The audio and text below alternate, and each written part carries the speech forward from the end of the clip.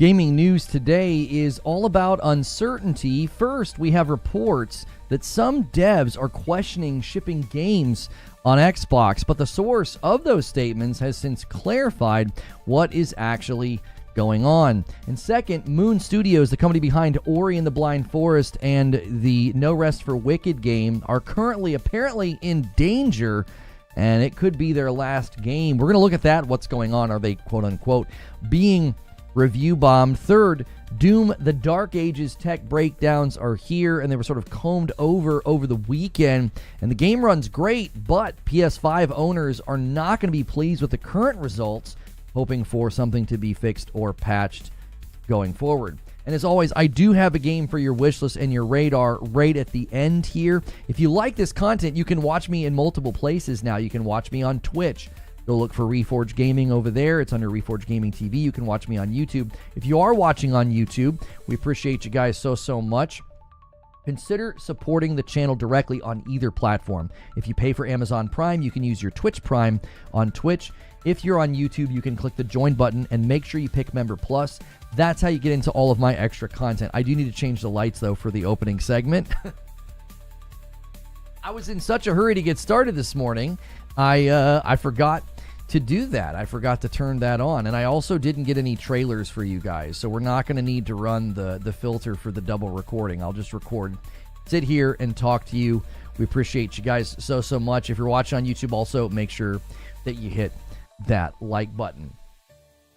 So in case you missed it, a report surfaced that third-party devs were questioning shipping on the Xbox. Now, this was in relation to the publishing efforts we have seen from Xbox, and the logic basically goes like this. If Xbox is focusing more on publishing and having continued drops in their hardware demand, and they even recently raised their prices on that hardware, is it worth the dev time and the efforts to ship games on a platform that seems to be shrinking and being deprioritized by Xbox themselves? Now, this would not be the first time that Chris Dring, formerly at GameIndustry.biz, indicated that devs were not sure about Xbox's new strategy. In early 2024, he came back from the GDC and he had similar remarks, and a year later, he's saying similar things. Well, the headline spun up and they got everybody talking. WCCF Text was especially a long headline. They said, quote, Xbox multi-platform strategy is leaving some publishers and developers baffled, with some no longer seeing the need to develop Xbox versions of their games. Obviously, the pushback, nobody seems to be, skipping that right now. There is some, pushback here, and people will say this. I'm like, hey, listen, sure, some games are coming late. Some are stuck in an internal holding pattern with the alleged exclusivity deal of Black Myth Wukong apparently is still ongoing, but the claim is simply that devs are questioning the future. They're not immediate plans that are in the present. Okay, Chris Dring wasn't saying this has happened or that games are skipping. He was saying that they're questioning it. Now, he took to Twitter to clarify his remarks. First, he stated that Xbox third-party support is stronger than ever. He cited Game Pass deal, relationships with Square Enix and Sega. He said there's no evidence of people walking away from Xbox. Quite the opposite. Now, again, his original claim was not that people were walking away. The original claim was that devs were questioning the future in light of what Xbox has continually been doing. They're sort of changing as a brand right before our eyes. If consumers are questioning whether or not they want to be on Xbox in the future, I would imagine developers are having the same questions. Now, Chris then highlights the second part for clarification. He said, quote, this part of the podcast was really to point out the transitional challenge Xbox has in keeping publishers happy with Xbox console while pushing their multi-platform strategy. I don't believe for a second that we're going to see any companies move away from Xbox, despite a few that are grumbling in private. He said the whole industry strategy is multi-platform. Now, the final sentence is not nuanced enough, in my opinion. Nintendo and PlayStation do not seem interested in a multi-platform strategy, especially Nintendo, and PlayStation shows no sign of shipping anything on Xbox, and their PC port schedule is very unpredictable. Some PC ports take 3 years, others take 15 months, but after Spider-Man 2 shipped and had issues with quality, there's been murmurings of a slowdown, and even rumors of a canceled PC port of a PlayStation title. Ultimately, Chris concludes that, he says, I believe Xbox's strategy is great. It's just that there is a transitional challenge that they need to manage. But they can do it. Xbox and Game Pass is still one of the best value deals that you can get in video games. Now, listen, the issue here to me is not that we're searching for the best value. It's about planning for the future. Yes, Game Pass is a great deal, but the price increase is predicted to be coming. And hitching your wagon to a console that gets the same games that both PC and PlayStation get just because of the subservice, well, that's becoming a harder sell, especially when games like Death Stranding 2 and Ghost of Yotei are landing on the back half of this gen. It's certainly in what Xbox has planned that we're seeing future hardware, to me, might not even be in the cards, and many devs and consumers are feeling uncertain about that, which is completely justified. How can you stare down the barrel of Forza and Gears of War landing on PlayStation and not feel a little bit shaky on Xbox's future console aspirations? So let me know what you think in the comments below, or be sure to check out one of the live streams for discussion. We can discuss it in those places as well. Speaking of uncertain, apparently Moon Studios may not have a future. Pulling this from GameReactor.eu, Ori Studio in crisis. No Rest for the Wicked could be their final game. And the byline of that article says, review bombing has caused significant financial trouble for Moon Studios. Now, that's what's being alleged. So what's going on? Well, from the article, Moon Studios, best known for the acclaimed Ori series, is facing a financial crisis, and if the situation does not improve soon, their ARPG No Rest for the Wicked could very well be their last. The game, which was their first title as an independent studio, was received positively by fans, but failed to reach the necessary sales figures. According to studio head Thomas Mahler, this was largely due to review bombing. Now, listen, I went and I looked at the recent negative reviews of their game on Steam. And yes, every fourth or fifth review had like not even an hour. They had like 0.1 hours, little to say. Those could have been people just piling on. But the other 4 to 4, maybe 5 reviews that I was looking at, like every 4 or 5, you'd see one with a small amount of hours, but then all the rest had 10 hours, 20 hours, some above 60 or more. Now, I'm not sure if that's clear evidence of review bombing. People responding negatively to your latest patch or DLC, that's not review bombing. Everyone clamored to hit you with negative reviews, without paying. Well, that's review bombing. Like, if that's what people were doing, then you could call that review bombing. When 4 out of 5 to roughly 5 out of 6 of the reviews that I saw have substantial play hours, it's hard to classify that as a review bomb. So what did the CEO said? He said, I think people think I'm joking when I'm asking for positive reviews, because in people's mind, there's always some big publisher in the background who will cover the cost. Folks, if you're writing here and are enjoying Wicked and are excited for future updates, but haven't left a positive review, it's entirely possible that we won't be around in a couple of months due to anything more simply because we got review bombed, which leads to possible people not buying the game. Which means we're not making any money and we'll have to shut down. I wouldn't ask if our business wouldn't be dependent on it. I also never write reviews on anything, and if you want to see us actually finish Wicked, it's detrimental that we get the review score back up. Listen, I get it. I don't want a game that has showed a lot of promise to just disappear, and I certainly wouldn't want the possibility of Ori 3 to just evaporate. If you want good reviews, if you want financial support, well then the product has to warrant that. Not your financial struggles or the latest patch and update not landing well. So I hope they manage to figure this out, or maybe get a publisher or a company to scoop them up and keep them going, because I think they're a talented studio. I think they do good work. Seeing them go away would be disappointing, and we don't want to see that. So let me know what you think in the comments below, or discuss it in the live stream. Now, this is not going to go over well for fans of the PlayStation 5 or the PlayStation 5 Pro. Doom on both devices is seemingly not running as well as on the Xbox. TheGamer.com has the headline, sorry PS5 Pro users, Doom the Dark Ages reportedly plays much better on the Xbox Series X. Now, this may not be permanent, given that it is listed as a PS5 Pro enhanced title. That doesn't really go well with the title of being enhanced if it's running worse than weaker consoles, but currently the best place to play Doom the Dark Ages when you're playing on a console is the Xbox Series X, which should be at least a temporary comfort to those of us who bought the Series X on all of those glorious performance promises. But given the pattern with games like Indiana Jones, Black Ops 6, and recently Forza, I don't see this lasting. It's very clear that Xbox Game Studios are happy to get the games running incredibly well on the Pro, not settling for whatever is going on with Doom.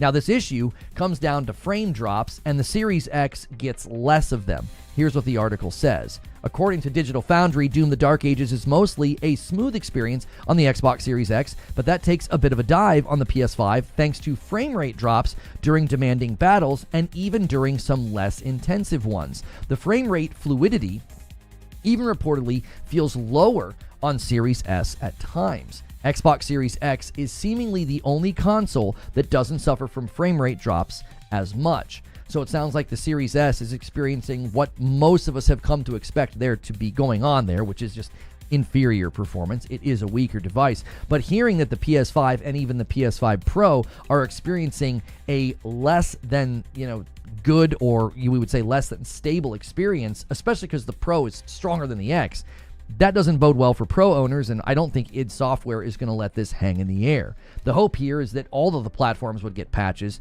to fix this, including the Series S. And yes, the PS5 Pro enhancements would actually, we would want to see those enhance the experience. Now, the gamer seems to agree with what I just said. They said you'd hope that the PS5 Pro would have some nice advantages, but that isn't the case either. Digital Foundry notes that the graphical settings are more or less the same and that PSSR isn't used to upscale the image at all. Performance is better on the PS5 Pro than the base PS5, but it does aim for 1800p. But the changes aren't that noticeable, and the Series X remains king in quotations from Digital Foundry overall. Now, I'm going to be checking out the game tomorrow on my PS5 Pro. That's where I pre-ordered it. My collector's edition is apparently out. It's being shipped right now, like it's going to be dropped off at my door any minute. So we're going to check that out on the channel. If you want to see Doom the Dark Ages gameplay, be sure to check that out. It's one of my most anticipated games of the year. Again, I don't think id Software is going to leave this hanging in the air. They're known for optimization. I'm imagining this will be rectified. My concern is this is the early rumblings of what it's going to look like for Xbox Game Studios to ship games on Series S, Series X, PC, PS5, PS5 Pro. They're expanding that needed bandwidth and work because Forza was ported, Indiana Jones was ported, Black Ops 6 got the updates later, right? These weren't things that were having to be shipped day one, and now we're in a new era for Xbox where their biggest titles are going to be landing basically everywhere, and this could be some of the early signs of what that looks like, which was what my concern has always been, that when you go that broad with your multi-platform strategy, it can start to hurt the quality of the games. Let me know what you think in the comments below, and you can always come discuss it in the live stream. And now I do have a game for your wish list and your radar. Blades of Fire. I wish I had a trailer for you. I forgot to get the trailers. I was so anxious to go live and not make you guys wait. I forgot to grab trailers. Blades of Fire. I put this one on your radar before. It's launching on PS5, Xbox Series consoles, and PC on May 22nd. So that's next week, all right? Heads up, those of you that play on Steam, it will only be on the Epic Game Store, and we don't know for how long. So they have not given a Steam date. Probably some kind of an exclusivity deal. I would imagine 6 months minimum or something like that. But it is going to be on the Epic Game Store, but it will be on the Xbox Series consoles as well as the PS5. We will be checking it out on the PS5 Pro next week when it launches. Given the number of games coming out, it might be time for you to wait on some of these newer IPs. A couple of them have landed and haven't been the best. And so you're going to want to maybe pump the brakes because there is so many games coming out. So that's the news, and now it is time for the discussion. Good morning, good afternoon, and good evening. I'm a little out of sorts this morning. I tried something different, and it completely threw off my mojo. But Han shot first, and so did you. DK Bager with the first gifted member of the day. And you guys did great last week. Oh, here, let me stop this recording for Creature. There we go. And we do have that friendly competition between the platforms. Let me reset that. The first of 25, I gift a 10 bomb instead of just a 5 bomb. And you guys are tied right now. Bower Sox renewed his sub during morning coffee. And now we have a gifted member from DK Bager.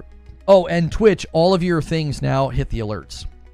We have turned on the Twitch alerts, and VIP Plus renewal comes in from my man Pathalon Phoenix. This guy's been so huge lately supporting the channel. Thank you so much for doing that, Pathalon, and edging us along here, or moving us along here, I should say, to give YouTube a bit of a lead. Thank you very much. And you guys can always upgrade to VIP or just to Member Plus, and that counts as two. We have been continuing to try to call on those of you who consume the YouTube content so regularly to consider supporting the channel directly.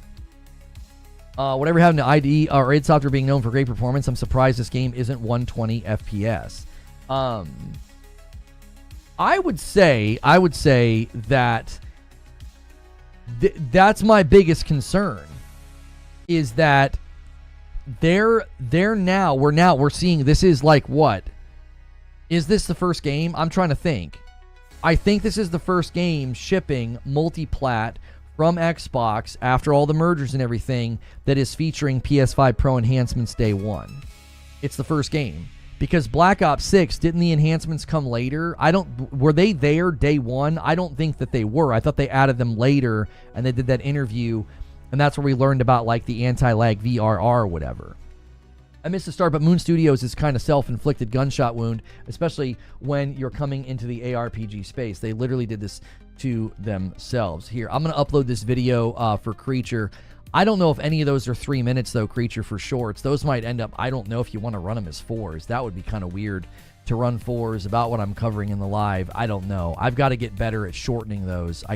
I remember to record, but I didn't write them in a way that's conducive.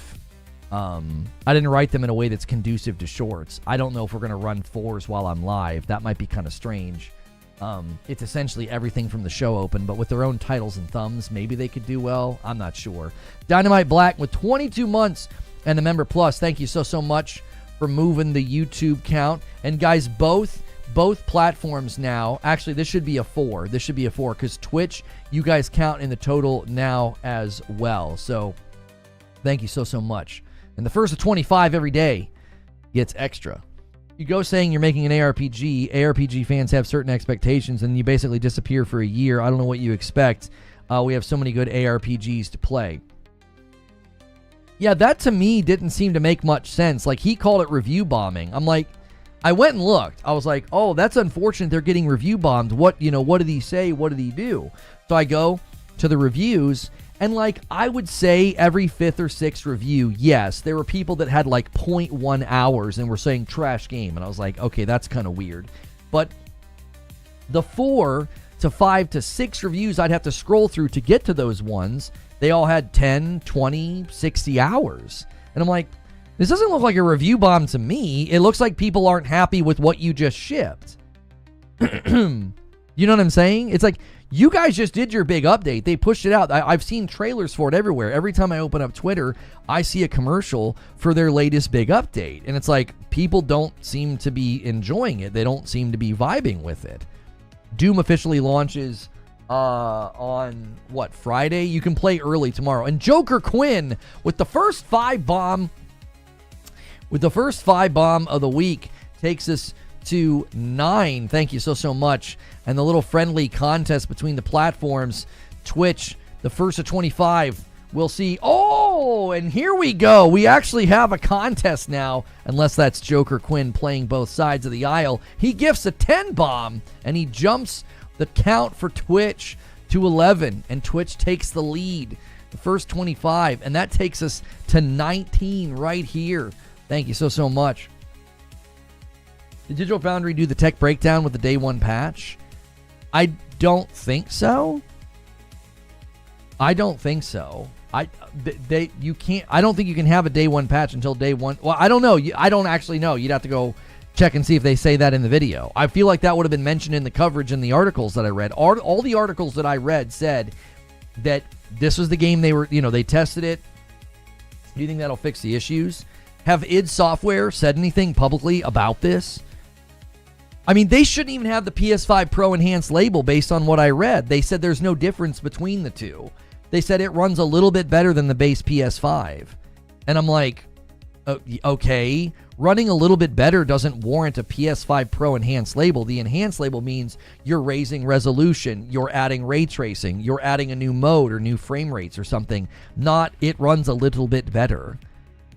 You're supposed to do certain things to get the PS5 Pro enhanced label, and based on what we're hearing, they have not done those things. They haven't. It's like it's like it's basically from what the article said and from what Digital Foundry said, it's like it's basically the same. The resolution is higher, The article I read made it sound like they were basically the same. It wasn't even using PSSR, they said. The only difference is the resolution is like 1620 instead of 1440. Yeah, that doesn't warrant the label. That's barely noticeable. That's barely noticeable. Yeah. That should not be, you should not get the label unless you've actually done something of substance, something that we can measure, not like an extra 200 pixels. Like, come on, like in the 1620 to 1440, like what are we doing here? That's, you're not even going to be able to pinpoint the difference there. 4 established ARPGs, all roughly having new content, and yours is after a year of silence. Gee, I wonder why people aren't frothing at the mouth to play. Yeah, it definitely does feel like maybe that, you know, there are other facets at play. What, Xbox getting skipped? Did I miss the talk? Yeah, I can give you the recap here. So Chris Dring, last year he came back from the GDC and he said something very similar, that there were devs kind of questioning, should we even be shipping on Xbox? He recently was on a podcast, he kind of reiterated that like developers are questioning their future plans because it's hard to know what Xbox is doing right now, okay? Nobody seems to really know what Xbox is doing. Now, this turned into headlines that misrepresented what the man said. He didn't say that developers were going to be skipping Xbox. So he came out and he clarified, and he said, nobody's skipping Xbox. Nobody has made the definitive decision to skip Xbox. He's just saying, in this transitional phase, it's a discussion. The discussion being, well, we don't really know what they're doing. They just raised prices on hardware after hardware fell again year over year. Their hardware is in a terrible state with respect to public demand, and it's about to get worse because they just raised prices, okay? So if you're seeing that as a developer, if you're seeing that, you're a developer, you're a publisher, you're seeing hardware drop, hardware get deprioritized, hardware have prices raised on it, and you're seeing Xbox lean into a publishing strategy where their platform doesn't seem to be the priority, I think it's fair for a developer and a publisher to say, well, we can't even really tell what they're doing.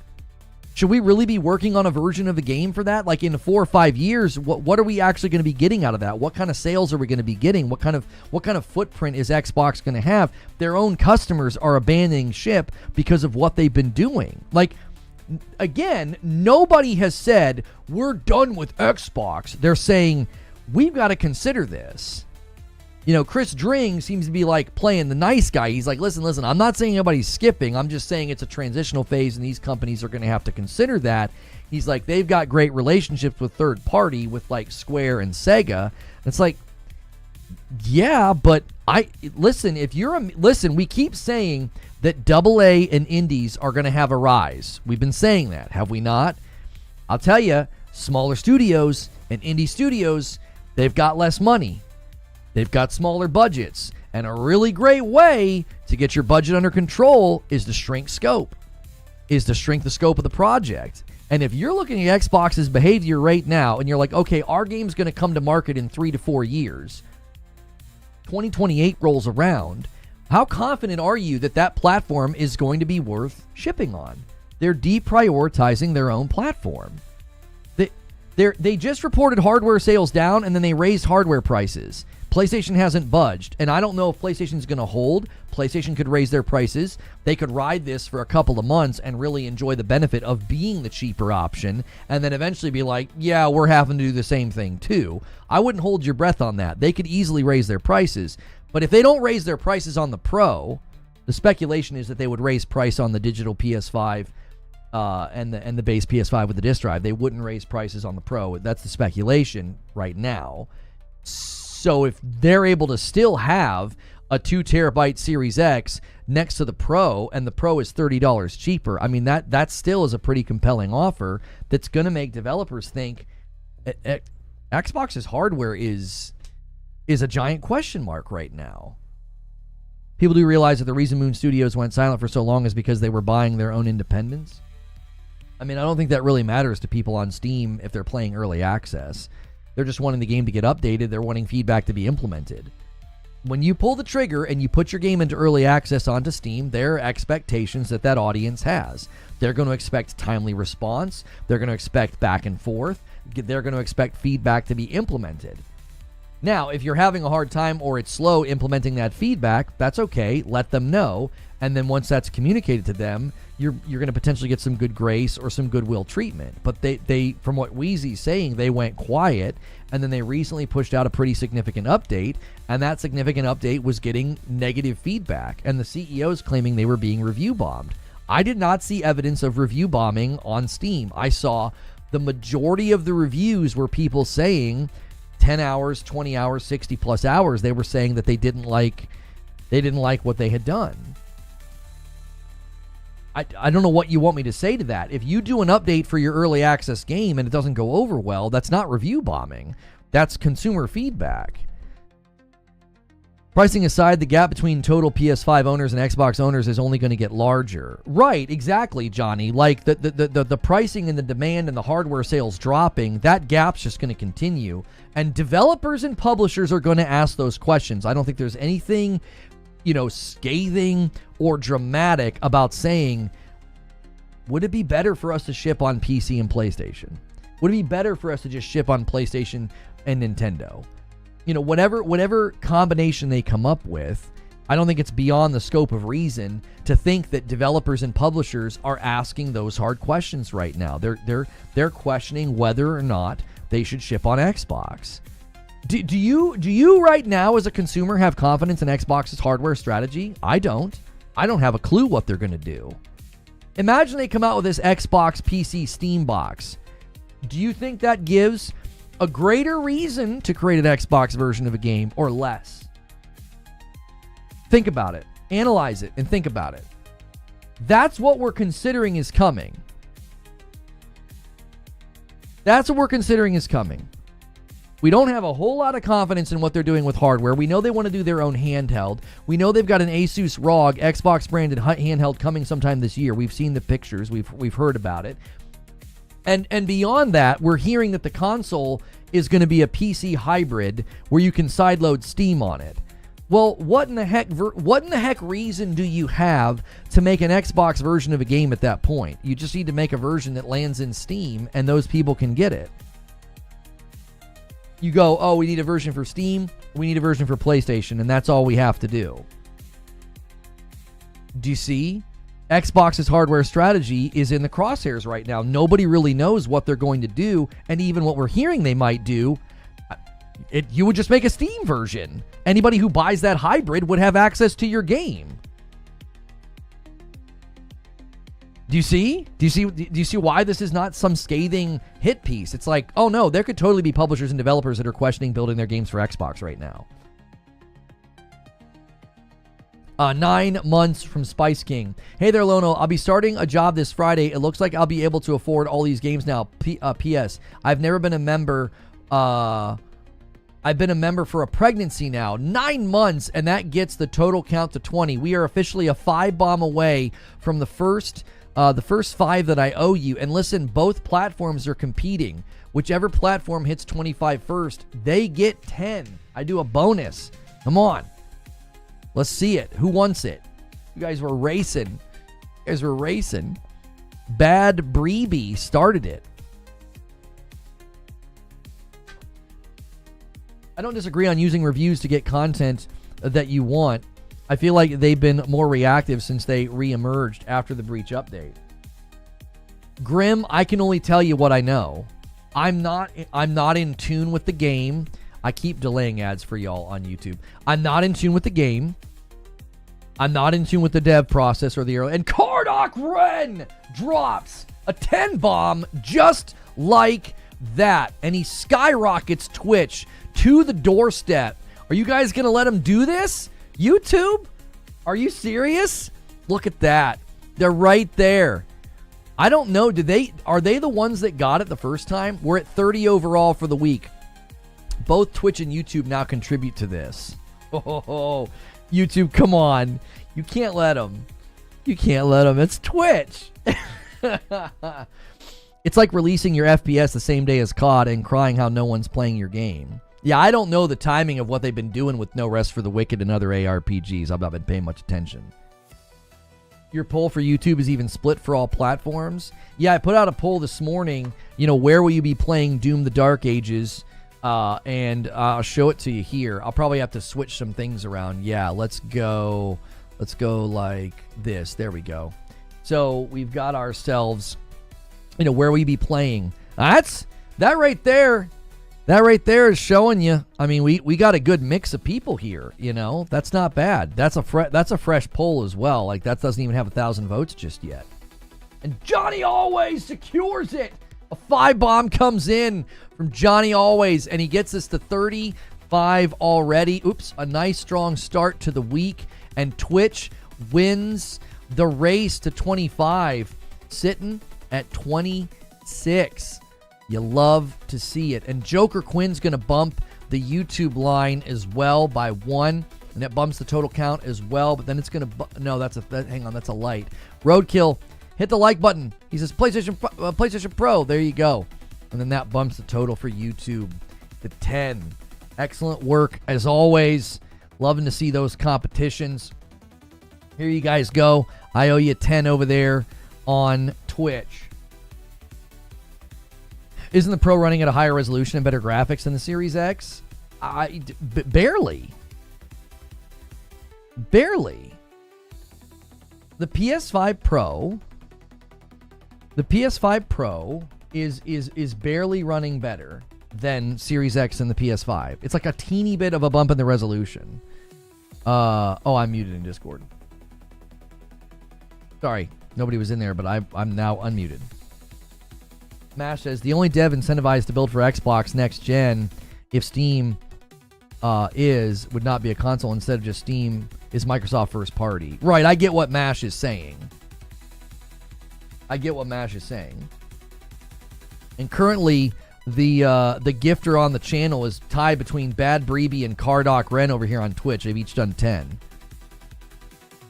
I'm now waiting on patches and a price to drop below 50, says Eugene, for Doom the Dark Ages. I mean, I think you're completely justified in waiting. By the way, you guys on YouTube, we're crushing it today. Smash that like button. Try to get us to 200 likes. We've only been streaming for 30 minutes. That'd be a huge achievement to get that up there. Claire Obscure Expedition 33 last week, as far as engagement tracking goes, it saw gains across all platforms. I told y'all. I said that word of mouth. That word of mouth, dude. People are like, it's not word of mouth, it's getting a ton of marketing. I don't think you see player gains weeks after your game has been out unless word of mouth is working.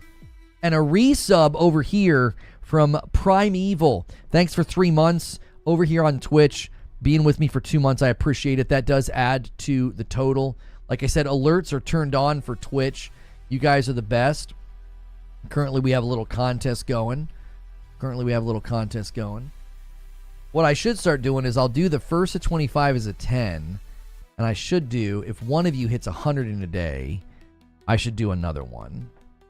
Yeah, I should do another 10. Like, if one of you manages to hit 100 in a single day, that's what we'll do. We'll start having you guys compete. And somebody ordered some coffee. Thank you so much. I forgot to put this on the table. DE grabbed a triple threat. That is not a sponsor, by the way. That is not a sponsor. That is not a sponsor. That is ours. But I do have a teeny little sponsored thing to do, okay? I do. You guys can use the monitor command in chat. These guys were kind enough to send me a monitor to test out. It is a Titan Army monitor. I'll pull it up here and show you. It's a 24.5-inch monitor that they sent me. It boasts of fast response time, 1440p if you want that. It's got like crazy refresh times and all that. It's got a bunch of stats and stuff that like I don't pay that much attention to, okay? So you guys can use the monitor command in chat. It'll take you over here to this monitor on Amazon. They sent this to me. It's right here. I hooked this up to my Pro and I tested it out with Returnal and AC Shadows. It looked really, really, really good. Like, I was very impressed. I was like, this is it's good looking. The color looked great. The refresh rate was great. Like when I was zipping around in Returnal, it looked really, really nice. So if you're in the market for a monitor, you can use that command. They kindly again sent that to me. It goes up to 1440 240 hertz by Titan Army. It's got a good score so far on Amazon. 4 out of 5 stars after 17 people used it. So I didn't do like extensive testing on it. I just played a couple games on it and thought, yeah, this looks pretty nice. So if you're in the market and that to you is a good price, then check that one out. Okay. Kat, thank you so much for resubscribing for 32 months. Let's see. 32 months and you used your Prime on me. Welcome back, Kat. And then Twitch over here leading the charge today on the member count. Thank you guys so much. It all adds up. It all adds up. Let me say something about the 100. You should make the 100 bomb pop out just in case someone does it on here. We haven't designed the 100 bomb one yet. 240 for the Pro is overkill. Well, I was just testing what I could compare like with my TV, FCAT. I was just plugging in the Pro and playing AC Shadows and Returnal so that like my own eyeballs could say, does this look good or not? I wasn't like I'm not a tech guy. I wasn't doing like tech analysis or tech breakdown. I was like, does it look good? Does it run good? That was all I was really concerned with. Yo, what's good, Feed? I see you in the chat. Pro is basically upscaling the console. I mean, that's a complete misrepresentation of the product, but sure, if that makes you feel better. I found conversations online of people having the same issue. I don't think it's widespread, but it's there. What's Noob dealing with? Mash says, I'm 20 hours in Expedition 33, and personally, it's 8 out of 10, basically locked in now. It has the same grind, walls, and platforming issues I mentioned before, but good story and cutscenes. I'm good on monitors for now, but post a link in Discord for it. Oh, yeah. It's right there in the Nightbot, but I can throw it in Discord as well.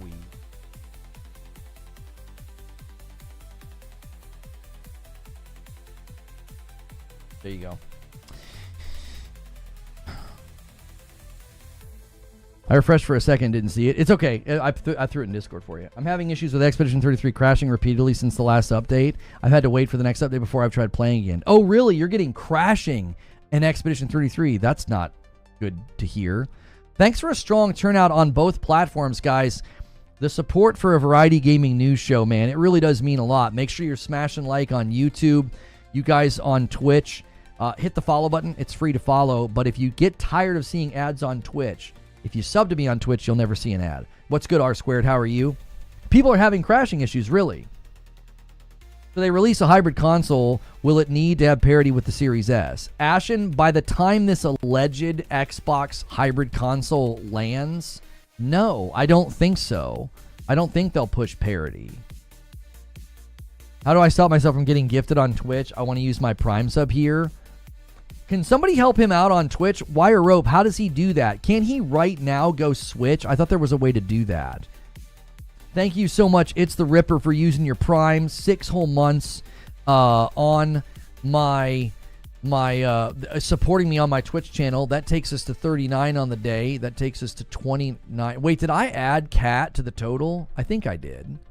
I feel like I did. When the gifted sub almost runs out. I thought you could change in the middle. Maybe not. Maybe you can't switch with Prime. He should still be able to apply Prime. It'll just add it to next month.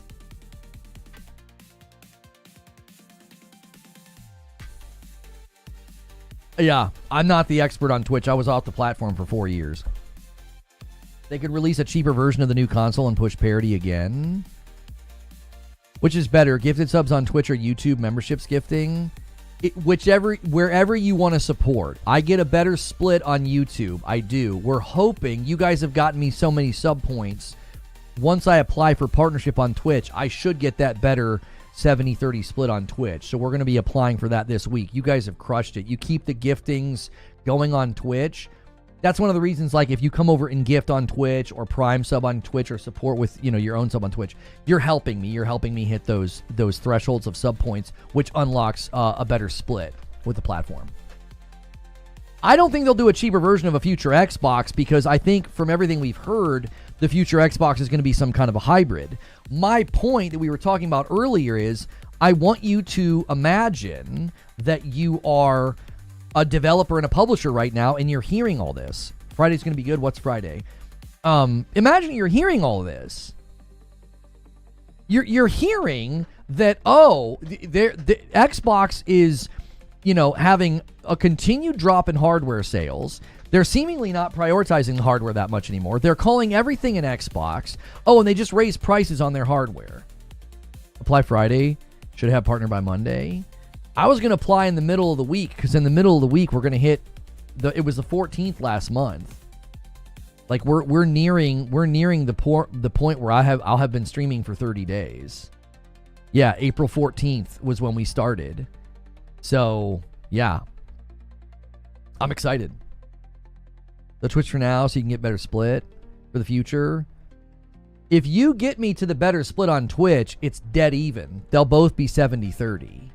There's a reason to support Twitch right now. You're going to help me get partnered. You're going to help me get that better split. And once we get the better split, it's equal between the platforms. It doesn't matter where you support. It's just a fun competition, right? Like we had a race to 25. Now I'm saying if one of the platforms hits 100 today, I'll drop another extra. I'll just keep saying, I like to pay it forward when you guys hit those crazy goals. And it's like, yeah, if one of the platforms hits 100 today, I'll do it. Whoever does it, whether it's YouTube and there you go, J-Dub. He does the 5 bomb. Thank you so much. And that takes us to 44. Look at that, man. You love to see it. You love to see it. Twitch is carrying the day so far, man. I love seeing that. 100 bomb Nodi should be Lono's confused face when he got his Twitch channel back. Yeah. You're gonna get a Nintendo Switch too. I hope. I hope they ship on time and we all get them when we're supposed to. Yeah. For real. No, but back to what I was saying. Like again, I don't think it's scandalous or hate to say that like Xbox's future hardware plans probably have developers scratching their head. And here's the thing. If you're a hardcore Xbox fan and you're going to buy that new hybrid, you don't care. You don't care. If they, let's just say there's a developer building a racing game right now and they're third party. And you're interested in that racing game. And let's just say that racing game lands on Steam, PlayStation, and Nintendo. If you buy the Xbox console that's a hybrid and you can have Steam on it, you're fine. You haven't lost anything. Do you see? This is not a concern for Xbox fans. Like, there's nothing scandalous about saying, like, Xbox's future hardware plans, you might not really see Xbox versions of games because what would be the point? You'd be making a version of the game for what reason? So they can download Steam or Xbox. At that point, who cares? It's available to the people that are there. I imagine as a developer, says Hilly, you would always be running the calculation of development costs and projected sales on each platform. That would determine the choice. The potential unknown of future hardware adds another layer of complexity, which makes them ask the question internally. That's why I don't think Chris Dring was saying, oh, people are going to start skipping Xbox right now. He was saying this is a transitional phase for Xbox, and people are really, devs and publishers are going to be questioning, what do we do here? What do we do with this? Do we keep investing in a platform that doesn't seem to be investing in itself? They seem to be investing in publishing. They seem to be investing in growing their ecosystem. They seem very interested in having, mobile. There doesn't seem to be a strong interest in future hardware. And handhelds, again, if the handheld this year is an Asus ROG Ally with an Xbox logo on it, you don't need to make a special version for that. People can load up Steam. If I had kids, a hybrid console PC would be perfect because I share my Steam library with kids and have a cheaper form factor to use it on. Oh, I would love it. There's so many little indie titles and stuff on Steam that I'd love to play in my living room. I would love to be able to play Escape Simulator with Madam in the living room. Every time they dropped the DLC, I would have played it. I'm not going to freaking play that in here with her. There's no way. unless it's a Friday night thing, like an incentive or something. The only way you'd be able to incentivize building on Xbox, it would be to put Steam on it, says Mash. It's as if you make your cut for a game coming from Xbox launcher less than Steam. Even that is a small incentive. Super Gaming says, my ROG Ally has Game Pass and I'm already living in the future. Right, that's what I'm saying then. So you've already got a solution then. You don't need, a developer's going to think about that. They don't need to get to you through an Xbox version. They don't need to. And if the future of Xbox hardware continues down this trend of like basically being something that's already in the market, there's already handhelds in the market by Asus and others. There's already PCs in the market that can load up Steam. So if that's their future and that's where they land. And another one comes in from Raphael over here on YouTube. 12 months of a VIP. Thank you so much, man. That puts us a 5 bomb away from 50. YouTube, for the first time in a while, losing the race to Twitch. It's a race to 100. Whoever gets the 100 gets a 10 bomb from me. What if Xbox tried pre-order bonuses to Xbox games on Xbox console post Steam? Does that make you want an Xbox version? And a 5 bomb comes in from Super Gaming and gets us to exactly 50 on the nose. Thank you so much. And YouTube over here getting to 16. I'm going to start having a gift according to this total over here because you guys are combining, and I need to make sure that I'm only doing it, like, does that make sense? Every 25 on each platform. I want to make sure we're doing it on the appropriate platform when it happens. Does that make sense? I was looking forward to playing. If I do it over here, I might end up double dipping on myself and getting confused, if that makes sense. Like, oops, I did a 5 on both or something. I was looking forward to playing Doom the Dark Ages today, but Bethesda sent me the collector's edition and the Xbox One version instead of the PlayStation 5 version that you paid for. Oh my gosh, that's terrible. Lono, I want to know your input on this. Do you think that Steam OS can take over Windows if it releases around the same time when Windows 10 stops being supported? Take over Windows where? On, like... Are you talking on like handheld devices or something? That I'm not sure what you mean. Where would they be taking over and in what capacity? Like, I'm not sure what you mean. Are you talking like on a handheld itself? Like, will that become the de facto handheld OS?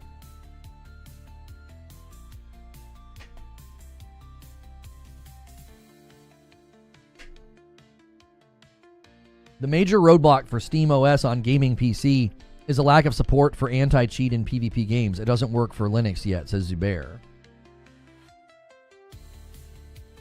Did I just hear someone say Steam's going to take over Windows? That's what I mean. I don't understand the question. I don't see Windows ever being supplanted by another OS. It's too endemic to the commercial, consumer, and business world. I don't know how you would do that.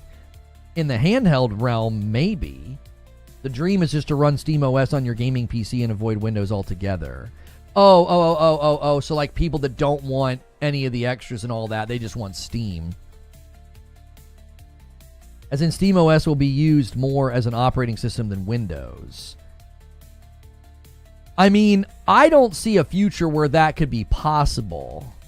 I just don't see it. Windows is so endemic. It's like the spinal column of the PC world. I mean, I know there are people who do things with Linux and others, but I don't know. Every major corporation across the globe, for the most part, is Windows. College campuses, schools, every place of business that you might, operate a point of sale system, the consumer level. You go buy a PC from the store. I don't know, man. I don't see it. I don't see Windows getting supplanted by SteamOS. Now, I could see SteamOS getting a foothold in the handheld market. I could see it getting a foothold in like the gaming in market, like you go and buy a pre-built PC to game on, and it's just Steam maybe. Mash says, my thinking, the next-gen Xbox, put Steam on the handheld, put the Xbox console... Hang on, I lost my place. Oh, keep the Xbox launcher for existing Xbox library, access to console library, while future games all devved on Steam, PlayStation, and Switch 2. That's exactly my thinking, Mash. That's exactly my thinking, is that if you are building a game right now and it's going to land in 4 or 5 years, you've got to be asking that question, like, what is Xbox doing? Do you want to ship on Series X and S? Do you want to deal with the constraints of the Series S? Do you want to deal with trying to get games to run there, knowing that that platform just continues to dwindle and lower itself in demand? They're raising their prices. You know, people are switching to PlayStation. Not only that, you don't know what Xbox wants to do beyond that hardware. It's a big question mark right now. They just keep changing as a company. The entire Xbox brand is not the same as it was 5 years ago. Doesn't that give you, as a developer and a publisher, some trepidation? Just 5 years ago, look at all the promises made about Project Scarlet and the Series X, and look where we are now. A $730 Series X that has 2 terabyte, which is the same amount of storage as a PS5 Pro, and it's weaker than the Pro. So it's more expensive than the Pro. For what reason? I mean, they've cited the, you know, inflation and tariffs roughly, but like, that's just the hardware side. The other side of it is Gears of War shipping on Xbox. Gears of War shipping on PlayStation. Forza is on PlayStation. In 5 years' time, which is roughly the dev cycle of the average game, Xbox as a brand and a platform has completely changed and shifted. I want you to imagine you're a developer and a publisher. You know that a dev cycle takes about 5 years, and you're like, well, look how much they change in 5 years. Who the heck knows what they're going to do in the next 5 years? They're not even the same company anymore. They're basically Microsoft Gaming at this point. There's 2 different but conflicting goals with Xbox. One is to make hardware people want to buy. The other is to make you not want to buy their hardware. Right? Like, it doesn't, like, my producer, the guy that, you know, my creative director, he essentially has said that Xbox wants you gone. That's what he thinks. He thinks that they're trying to get people to just get off their hardware. They just want you elsewhere. They want you on Steam. They want you on a handheld. They want you on mobile. They want you on a TV. They want you on a PlayStation. They don't want you on their hardware. I don't know if I agree with them. I don't think I do. That's why I haven't made that video yet. I'm like, I don't think that that's true. ... And a Member Plus renewal from We Must Rebel. I'm here for the dope t-shirt. Thank you so much. Twitch is maintaining their lead, and that's going to be a go-ahead on the total for the week. Thank you so much. That's an Agent of Chaos. Now we're past the 50 mark. I owe you guys some members. I'll do that in a little while. Thanks for a nice, strong start to the week. Imagine how much money Microsoft saves by not having to make hardware. Right. Or have somebody else do it for you. Like the Asus ROG Ally with the Xbox like brand on it or whatever. That could literally be, you know, what they have planned for the future for the console hybrid. Just have somebody else do it. You know what I mean? Arnold Go coming back in with the Member Plus on YouTube. Let me know if that was a renewal or an upgrade. Upgrades to Member Plus count as 2. We need as many of you as you possibly can. If you've been enjoying a gifted membership for a long time, we need you to consider to do the $6 a month and get on Member Plus. There's about 2,000 of you every month that get blessed, and we want to see that kind of change. We want to see more and more people jump out and pick up Member Plus. What do you think about Mafia: The Old Country? Is it worth it to pre-order? What I've seen so far looks excellent.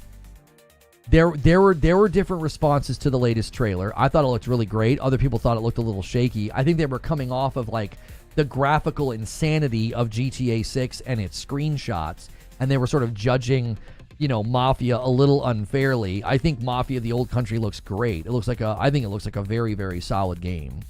People are upset about it not being open world. I could not be happier. The more linear, non-open world games you give me, the happier I am. So that when an open world game shows up, it sort of feels like, okay, cool, this can be my open world game for a little bit. I don't want every other game to be open world. It's too time consuming. It really is. Like, the only really open world game I'm looking forward to at this point, well, no, two, is Death Stranding 2 and Ghosts of Yotei, because I know both of those games are going to be an insane amount of work. It's considered an upgrade. I got the free gifted. It ran out. Yes, that's an upgrade. Thank you. That is such a big need on the channel right now. Guys, if you don't want to keep getting gifteds, then turn off the ability to receive gifteds on YouTube and then pick up your own Member Plus like what Arnold has done. That's a big, big thing we've been working on. It's a very slow-moving process. The YouTube culture is very much anti-paying for content. I know, I get it, it's weird, but it is how I do this full time. We do a ton of extra content for the members, and that's why. You basically get like a second channel. You get access to a second channel. You get Morning Coffee, Green Room, Streams with Hilly, and Friday Night Streams with my wife. Like, that could be its own dadgum channel. I mean, if we could do it that way, we honestly would, but it simplifies it having it all under one house. And Reaper comes back in with 35 months, almost 3 years of support. Thank you so much. Bumping the line to 54. I appreciate that. What if GTA 6 was linear and non-open world? I think that would work against the vibe and the style and the genre and the history of the franchise. I don't think they could get away with that. Mafia, the old country, and a 5-bomb comes in from Dylan and gets us to 59 total. He says, come on, YouTube. Let's make this a little bit competitive. He gets you guys within 10. He gets you within 10 of where Twitch is sitting. It's a race to 100 over here. It's a new contest every day that we're trying out. Is there ever going to be a time where there is a singular system across the board, no longer PC, Xbox, PlayStation, but just, hey, I have one system at work office? I don't think so, no. And a 5-bomb comes in from MASH, and a single comes in from Stone Spire. Here comes YouTube answering back, and they get us to 65 for the week, and just within reach of YouTube. Gets us to a 30 count. Thank you so much. Yeah, that would be awful.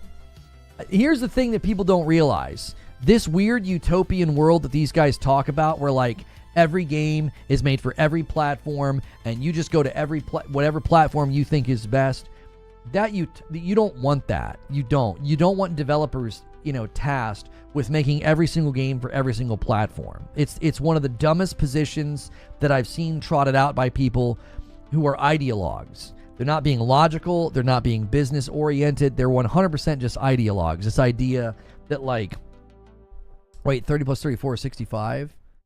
Oh, I'm sorry. I think I missed one. Oh, I know what it is.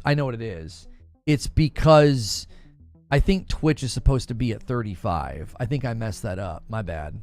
I think. Right? I don't know. We'll just do it. I think Twitch had one that I didn't count, maybe.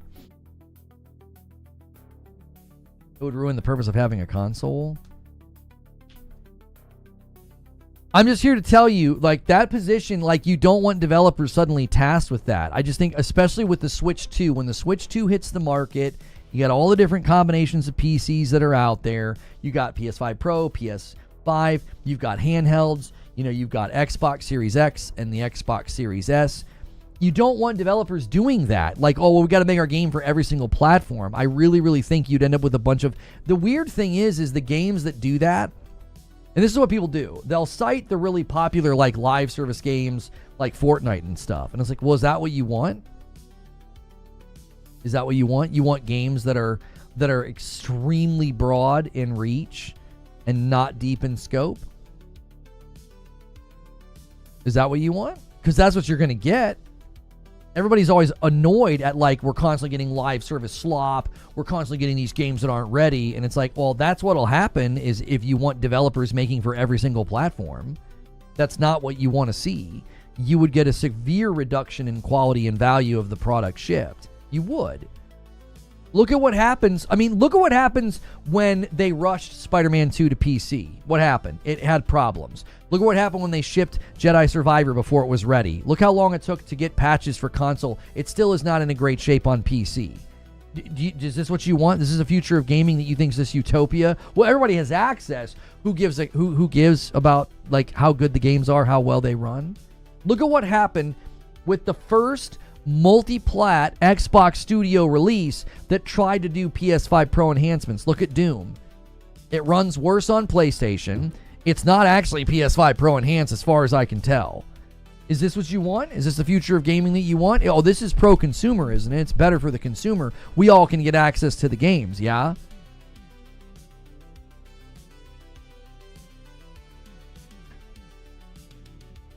Like, you know what I'm saying? Like, is that what you want? I think people fighting for that don't really realize that once those things start to make landfall, you'll see the evidence. This is why I've continued to say the biggest risk when you start making a game for every platform is that quality goes down. Forza was ported to PlayStation later, and it's beautiful, and it runs amazing. One of the best looking games you can play on a PlayStation 5 right now, or PlayStation 5 Pro. One of the best looking games. No denying that. Indiana Jones comes later, comes later to PS5. PS5 Pro enhancements are great. It's like native 4K 60. All of a sudden, you ship a game day and date on PlayStation and day and date with PS5 Pro enhancements, and look at what we get. And this is from id Software, by the way, the optimization kings. These guys know what they're doing. And look at what we got. We got inconsistency. We got inconsistent performance. We got frame drops.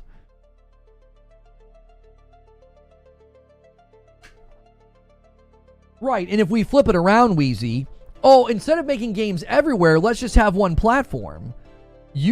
Are you sure you want that? You want one platform? Whose platform is it? Now, the PC guys think that that's what's destined to happen. The PC becomes the only platform. I don't see that happening.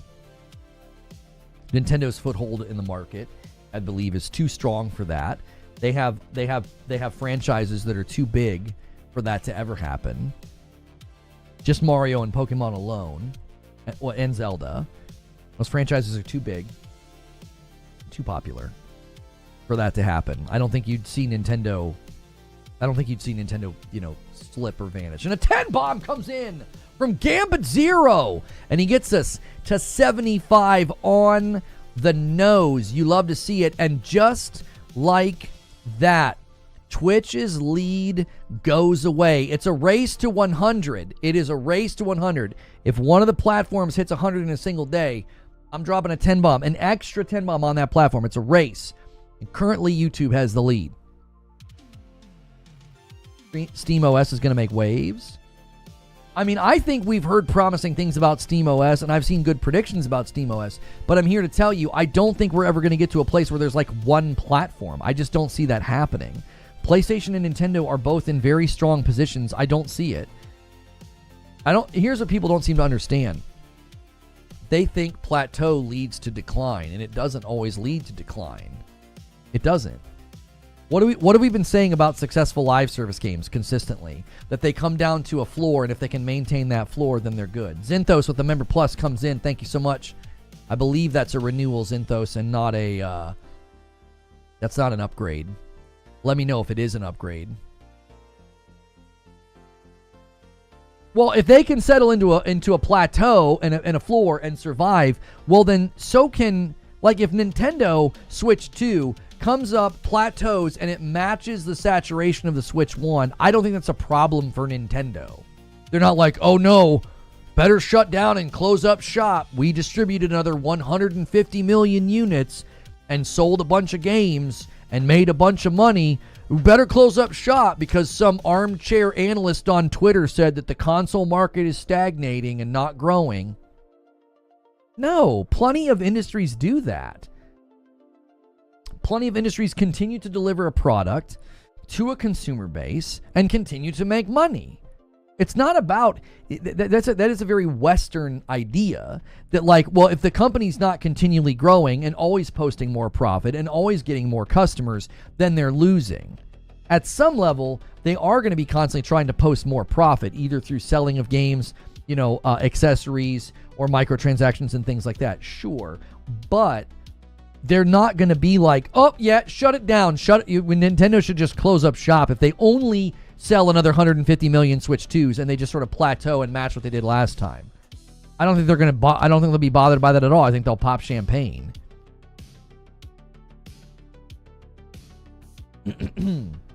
I'm officially engaged. I got to start saving where I can. Oh, you downgraded from VIP? Oh, I have to take a sub away. I'm just kidding.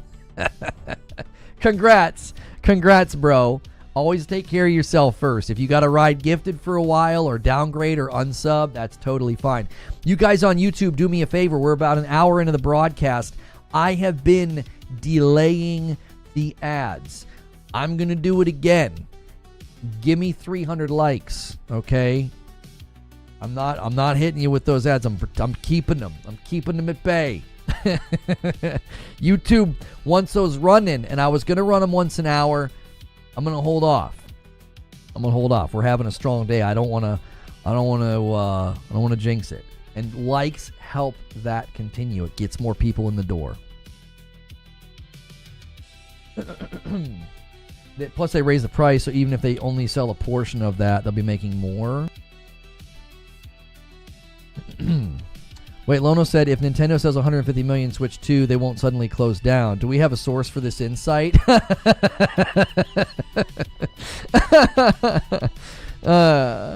You played the Wildgate test this weekend. Pretty cool game. I don't know what that is. I don't think if I've heard of it, I've forgotten about it. There's so many games coming out. It's hard to keep them all straight in my head.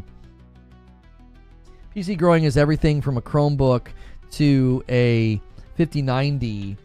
I wouldn't be counting PC growth as a positive. Well, yeah, it's hard to know. I think it's hard sometimes to know within the bean counting of like PC has promising growth ahead of it. It does, but the question is, how much of that are people that are going to be spending a ton in the gaming industry? You said it's not up your alley. It's a PvP multiplayer shooter that blends ship-to-ship combat. Oh yeah, I'm already out. I've already closed.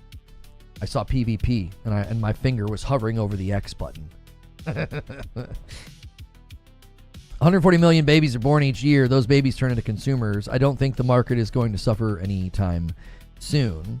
The market might hit a wall on growth, but as we have seen, it depends on the platform, as these days people tend to just switch from one to the other, Xbox to PlayStation or Xbox to PC and such. Yeah, no, I agree with that. I don't think gamers just stop gaming. I think they'll switch where they game. It's why some of the predictions about like, oh, well, the youth of today are primarily gaming on mobile devices, so that's what they're going to do. They're just going to keep gaming on mobile devices. I don't buy that for a second. I think people mature in how they game. I've watched it in the kids around me. I've watched it in my nephews. They went from like iPad, iPhone games to now one of them plays on PC. He plays like Rainbow Six Siege with his buddies at school. One of them has played like Lies of P and Spider-Man 2, Apex Legends. Like their taste changed as they got older. They started to want to play other games. Now, some of that's social. They saw me playing certain games or talking about certain games, and they wanted to try them out. Their friends are talking about playing certain games, and then they want to be involved in what their friends are doing. So the idea that, like, well, the youth of today primarily play on mobile devices, so that's where they're always going to play, I think is an absurd prediction because, again, I think people's habits change. I think people mature. Like, you don't watch and engage in the same type of content either. You know what I mean? Now, you might watch, like, cartoons or Saturday morning cartoons, but you might also watch, like, 3-hour-long movies and epic-long series that have tons and tons of episodes and things of that nature. Like, you're going to engage in things in a different way. Just like you only read, twaddle board books when you were a kid, and now you might read a graphic novel. You might read, like, an epic-long thing like I'm nearing the end of the second book in the Stormlight Archives. Like, you're going to change as you age in what you decide to consume. You're not just going to keep consuming the same thing over and over. Mobile's also getting more powerful. The Steam Deck was a dream 20 years ago. This is true, but that's not mobile gaming as we've used the words traditionally. That's what I call on-the-go gaming. I think we have to delineate between mobile gaming and on-the-go gaming. Somebody with a Steam Deck playing their library of Steam games is not the same as somebody who mobile games and plays like Candy Crush. They're both gaming, but I would not put them in the same category.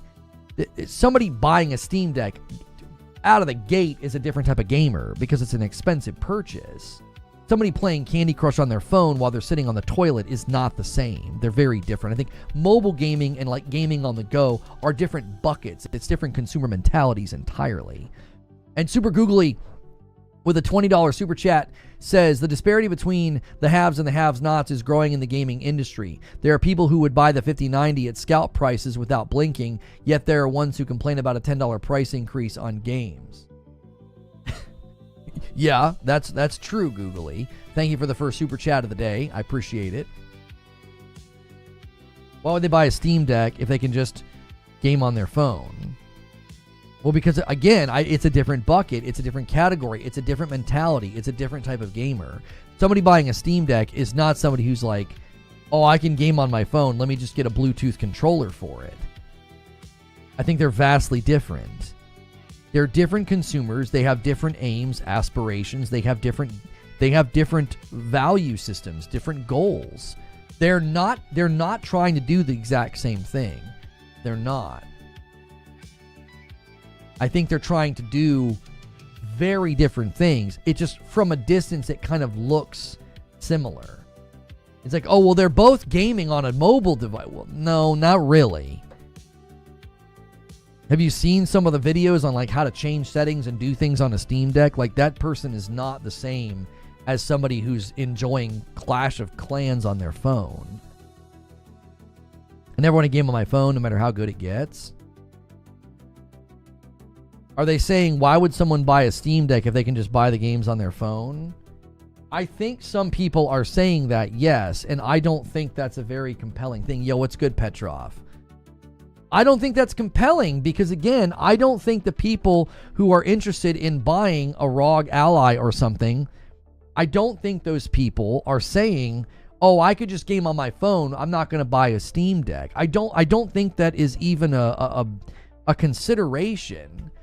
If you're pricing out a Steam Deck or a ROG or something, you're not like, but I could game on my iPhone. I don't think that's even a thought. I think they're very, very different consumers. And I think that's going to continue being seen. I think whenever there are other handhelds or more powerful handhelds that start to hit the market over the next 5 years, I don't think you're going to see somebody say, well, why on earth would you buy that? You can game on your iPhone. I just don't think so. I don't think the sales of those types of games on iPhone are ever going to be significant enough for people to consider that to be like a good target. I think if you're going to target mobile gamers, you target them with, you know, very, very disposable bite-sized experiences. You don't target them with like mainstay games or, you know, AAA quality games. I don't think so. I think it's a mismatch. This is one of the reasons why I've said the whole marketing push of like, this is an Xbox. I don't think there's going to be good return. I don't think there's going to be good ROI on that. I don't think there will be good ROI on that because I don't think it's compelling. It's not compelling to gamers. The average gamer doesn't care that they can suddenly play on an iPad or a Fire Stick or their smart TV. And non-gamers are not going to be suddenly compelled to become gamers. I think it's going to land on a niche of a niche. It's like a slice of a slice. It's like if you're already engaged and you're already in the Xbox ecosystem and you really like Game Pass and you want to have another point of access, that's who's going to engage with the whole everything is an Xbox marketing. The average consumer, it's just going to go boom, like right off their head. Like it's not compelling to me. It's not going to be compelling to PC gamers. It's not going to be compelling to people who like to play Nintendo games. Like it just isn't. It's not at all a broad appeal strategy. I think it's a very narrow appeal. Balatro on the go, awesome. Kingdom Come Deliverance 2 on the go, also awesome, but not ideal. Right, unless you had, like, imagine, Patrick, if you had a handheld, imagine a Steam Deck that could play Kingdom Come Deliverance 2 at like 1080 60. Like it just runs it really, really well. You know, and your battery life is longer than like 5 minutes, right? Like, I think you would see people say, hey, that's awesome, I'm going to do that. I think that's years away, but I think it's coming. I think the upscaling technology is going to improve. Frame gen's going to improve. You know, the NVIDIA Reflex, like minimizing input latency, they're going to probably, I think, hopefully, pair those two things together, because frame gen or doubling frames and things like that can cause issues with input latency. Well, you know, perhaps there can be a happy marriage between the technologies. I was playing God of War Ragnarok on my PC, and I hit like 18 parries in a row, and people were like, holy crap. And I was like, I've never played that well. And someone's like, oh, it's that NVIDIA Reflex. Like the input latency is significantly better when that's turned on. I was like, holy moly, like it felt spectacular. ROG does Kingdom Come 1080 60 with upscaling. Are you serious? Kingdom Come Deliverance can run 1080 60 on a ROG.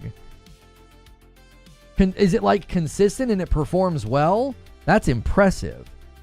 I didn't think we were going to start to see that as, you know, becoming very common in handhelds until we started seeing better advancements in the upscaling and the frame gen.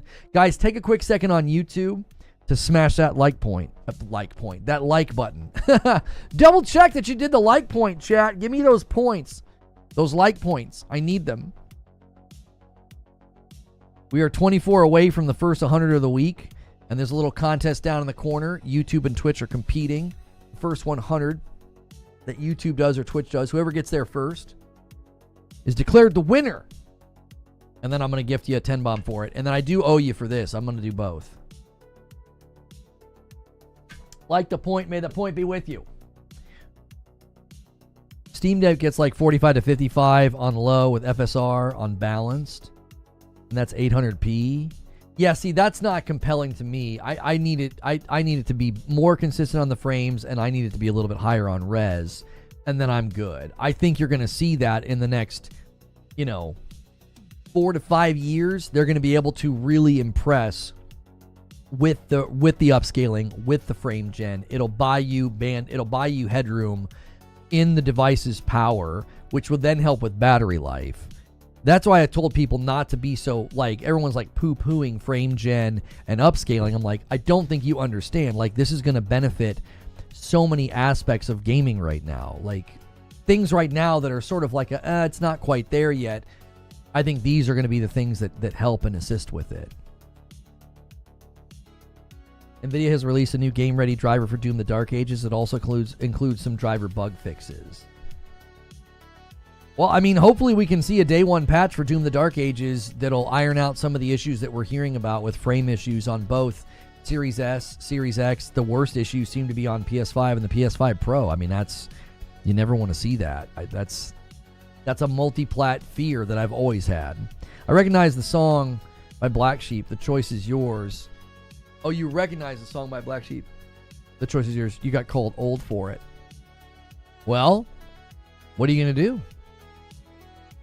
Maybe you're just old, Mash.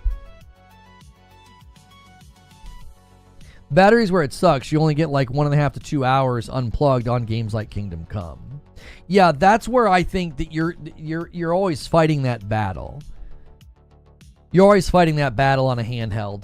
If you want it to look good, you want it to run good, your battery's going to be paying the price. It's going to take the brunt. It's going to take the brunt of it. And I don't think there's a whole lot you can do about it. I mean, if you're going to attempt to run something like that, I mean, we know this is true in the PC world, right? You want to turn things up, you got to have the power to do it. You're not dealing with the battery, but it still communicates the same thing. You need the stronger GPU, you need the more RAM, you need the better CPU, right? It's the same idea. All that is sucking from the power supply, or needing a good power supply, I should say. Your battery's your power supply in a handheld. Is there a better battery for a handheld than the Ally X? I don't know. I've not done a whole lot of research into the handhelds, because as soon as I saw the performance thresholds they were hitting, I was like, that's not a product for me. Let me make sure this isn't frozen. Okay. You know, that's just not a product for me. I wouldn't engage with it. I like my Portal because it solves a problem for me sometimes. You know, I'm out on the go, want to play remotely. Both my TVs are taken in the entertainment room. You know, I can play remotely. But an actual genuine portable like gaming device, that doesn't do anything for me. It doesn't. Like I'm not in a position where I would use it enough. If I was traveling a lot, maybe, but the big thing for me is if I was traveling a lot, the Switch 2 is like right around the corner. I would probably just bring that with me and just save my Nintendo backlog for trips like Tears of the Kingdom or Metroid or whatever. Unless you're at the bleeding edge on PC, you usually got to turn something down. Well, and I think in general, you know, that is my frustration when games come out like what we saw with Revenge of the Savage Planet. Like, I didn't even turn that much down, and I got perfectly fine performance on PC. Now, it did seem to have some kind of a memory leak. Like, the longer Hilly and I played, the worse the frame rate got. But, you know, that's a smaller team that I'm hoping can kind of fix some of those issues and fix some of those optimization issues, and I'm really hoping they can ship a performance mode for console, because Madam and I, it's like the perfect game for us. It really is. It's like, it's so laid back, it's so casual, it's so fun and charming, but I just 30 FPS game. Like some guy on Twitter's like, I thought you didn't play 30 FPS games. Like, yeah, I'm not. I already paid for the dadgum game. I can't get my money back, so I'm gonna play it on Game Pass with my friend and get close to 60. That stupid pink insect was making me mad. Oh, and that was a bug. I mean, it's not just that, you know, that it needs an optimization pass. You know, Revenge of the Savage Planet has bugs in it. And not the bug, like the bugs that you're killing. Not the bugs that you're killing. Like literal bugs. Like we couldn't capture that stupid guy. I saw a video of a guy switching out the battery on his ROG Ally. People say it does help. Does he void his warranty when he does that, or is that like an approved thing that you can do without voiding your warranty? Sometimes when you rip something like that open and you start tinkering, you void any warranty that it comes with. Did the Savage Planet get its revenge? It did. It did. Make sure you guys double check on YouTube. We only need 18 more likes. You guys are crushing it. We've been streaming for just about an hour and 20 minutes, so thank you guys so much for that. It'll most likely void the warranty. Okay.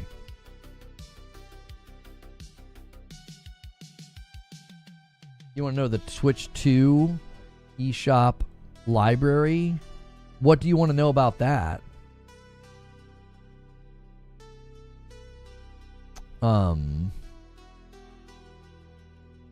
These bots, man, on Twitter.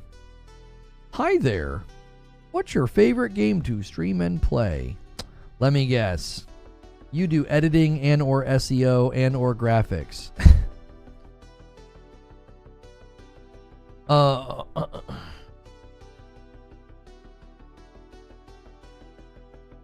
Borderlands Collection's also 75% discounted. Oh, it is. Oh, what kind of games are on the shop? Didn't I see a headline that said something to the effect of they were going to remove a lot of the shovelware or something from the Nintendo eShop? Or I thought they just said something about that. I thought they did. I can't remember. It was a headline, so I didn't really go beyond the headline because I didn't care that much. Like, I never was going to the Nintendo shop and, like, browsing for games. I was typically just going to type in the game, or it was the newest game, you know, Mario Party or something like that. Like, it was the newest game, and I would just go and download it. I was never, like, browsing the shop to, like, look for a game. I understand people that were frustrated by that. Like, I'm not saying that makes it okay, but there were people that were like, if you try to browse the games in Nintendo, the eShop, it's ridiculous. You know, there's all these $2, $5 pieces of trash in there that just clutter up the shop. How big do I think the map in GTA will be? There's speculation out there. I don't know. I don't really have a way of guessing. I I really don't have a way of guessing. Hotshot saying it's rumored to be 2.5 times GTA 5. Yeah, just from the hip, like if you made me guess, I'd say twice as big as GTA 5. That would be my guess. But given the fact of what we're going to like beachfront territory, some of those sections of the map could be thinner than others. Like not every section of the map is going to be a skyscraper riddled, dense, city. It could be more sprawling, more flat. There's swamps and other things as well that would likely be, contained within the map. And I think that would then lead me to say it may be larger, like twice the size, but it might not be, like some of the sections might be more thinned out. That's not a problem. It's a different approach to creating an open world. Rockstar wanted to make it US size but hardware limits. That would be insane. I can't imagine. Like, I don't know. I'm to the point now where a game bigger's not always better. Like people that were upset when they heard like Mafia the Old Country wasn't open world. I was like, what's funny is there was a time where I probably would have thought the same thing. Like, if it's not open world, I don't want to play. Like I remember when we heard that about Final Fantasy 16, I was like, oh really? Huh. I don't know. And then I played it and I was like, oh no, yeah, I dig this. Outlaws would be better if it was smaller. Yeah, AC Shadows would be better. Star Wars Outlaws would be better. So many games would be better if they just, like, bigger is honestly not always better. I just think there's a threshold that you cross over, and it's like, I don't know what this is, but it's like a miniature. Like I said with AC Shadows, you could treat AC Shadows like a single-player MMO and just dump hundreds and hundreds of hours into it. And I mean, and never play another game for a very, very long time. Now, it always comes back to like, do you want to repeat all those actions over and over and over again? You know what I mean? I think that's what it came down to for me. I don't want to just keep repeating these same things over and over again. Like it just familiarity breeds contempt. And like, I didn't feel that with Tsushima, and I think part of the reason I didn't feel it with Tsushima is the combat system was so much better. And the combat system being so limited in AC Shadows, when you get late game, you're just like, the boss fights are not that interesting. They tend to just try to overwhelm you to make it difficult. So you feel the limitations in the combat system the more you play. I run into the opposite too, says Mash. Like Expedition 33, I find has too many walls. And since no minimap, it still manages sometimes to be confusing. That was one of the most consistent pieces of feedback in the reviews, Mash. It's that a minimap would have been super helpful.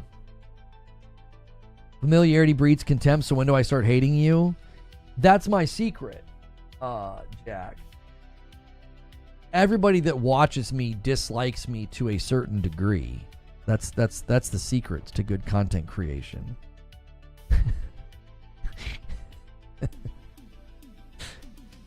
They're the people that really, really don't like me. and then there are the rest of you. Did Assassin's Creed do the Iron Man like Ronin did? No. No, what's good, Murphy? No, the issue that I ran into with AC Shadows is their method of making things difficult was, hey, you're fighting this really hard enemy or these two really hard enemies. There's 4 people shooting guns at you. That was it. Another failed pro game, or is it temp? Oh, so Brooklyn, my take on Doom the Dark Ages is that if you look at Indiana Jones and you look at Forza and you look at Black Ops 6, I think we have evidence that when the devs are able to kind of take their time and port or just focus on bringing the game over to PlayStation, we get quality work. I think Doom the Dark Ages running the best on Series X and seeming almost no improvement on Pro, indistinguishable improvement, like a slight bump in resolution. I think we're seeing the first evidences of the thing that I was concerned about.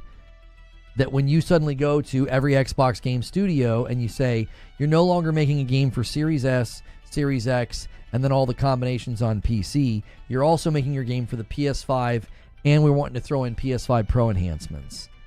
I think Doom the Dark Ages is what you get when that happens. I don't think they're doing it maliciously. I don't think they're doing it to be like, oh yeah, through PlayStation, we want it to run the best on Xbox. I don't think so. I think it's literally the thing that I was worried about. It's like I told people, I said, my biggest concern with this strategy is you start going to studios and saying, we need you to increase the scope of the project. We need you to tap into, the PS5 dev kit, the PS5 Pro dev kit. We need you to do PS5 Pro enhancements. And I think when all that tries to hit at the exact same time, you're going to have issues. You know what I mean? I'm not being super critical of id Software. I'm not being super critical of Xbox, right? Like, I don't know how they're going to spin this into me being a pony. That'll be interesting. But it's like, this is exactly the concern.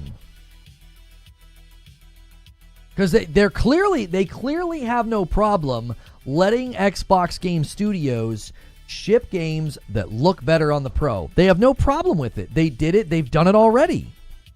They've done it with Black Ops 6, Indiana Jones, and Forza. Anubis with 10 months. So glad you're back. Thank you so much, Anubis. And he bumps the member count to 77. Twitch and YouTube. Down here in the right-hand corner, we're having a little bit of a contest. You guys are within 5 members of each other. It's a race to 100. The first platform to hit 100, I'm dropping a 10 bomb on. And YouTube has taken the lead away from Twitch. This is gifteds, resubs, and new subs. Brooklyn says, it seems like a talent issue. Oh, I don't think so. I don't think id Software suddenly was like, we don't know what we're doing. I don't think, no. No. This isn't their first rodeo. Right? Hang on a second. Look. Look, y'all. This isn't their first rodeo. It's not like they're suddenly like, oh my gosh, we've never done multi-plat development before. They have done multi-plat development before. The question is, was this always being built as a multi-plat? That's the question. They've done this before. They don't have a problem shipping Doom to PlayStation. Doom Eternal's sitting there with a 4.6 on the PlayStation Store. The question you have to ask is, what would have happened along the way that would suddenly have PlayStation getting an inferior product? Well, I'll tell you what was happening along the way.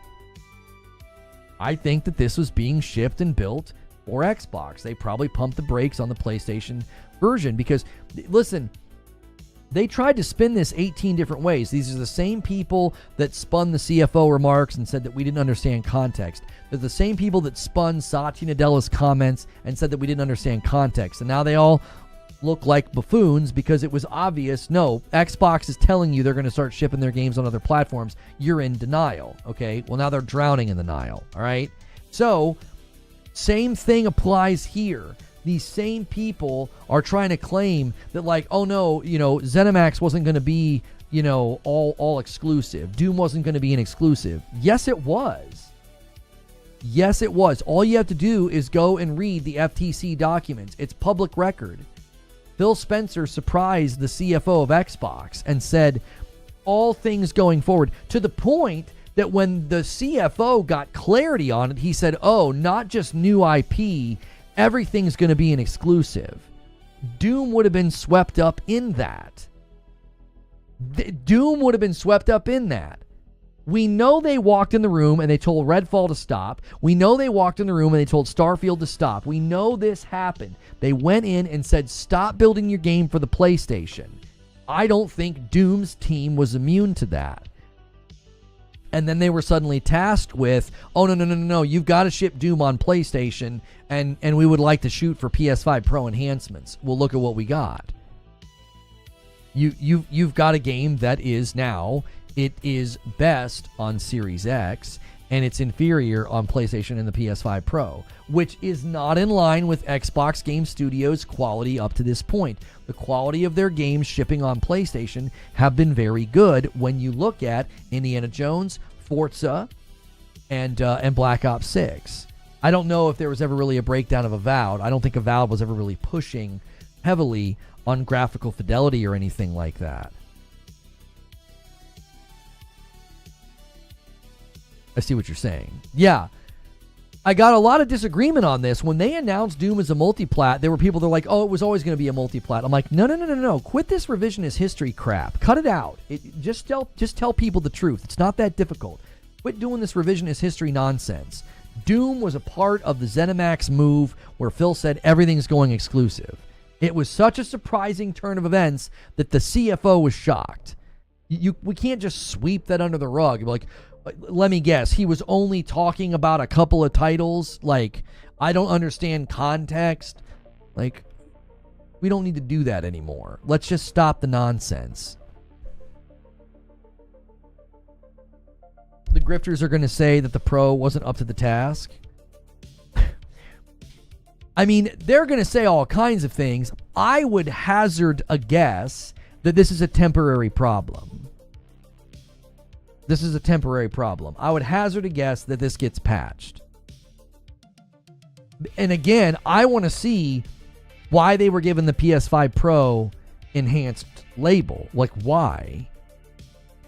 It doesn't seem like it's been PS5 Pro enhanced. You shouldn't be able to just slap that label on something because, like, you boosted resolution by a little bit.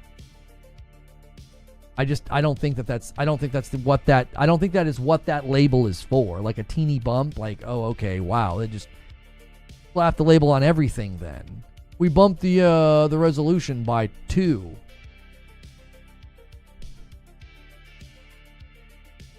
Oh yeah, they're totally going to claim that this is an indictment of the Pro.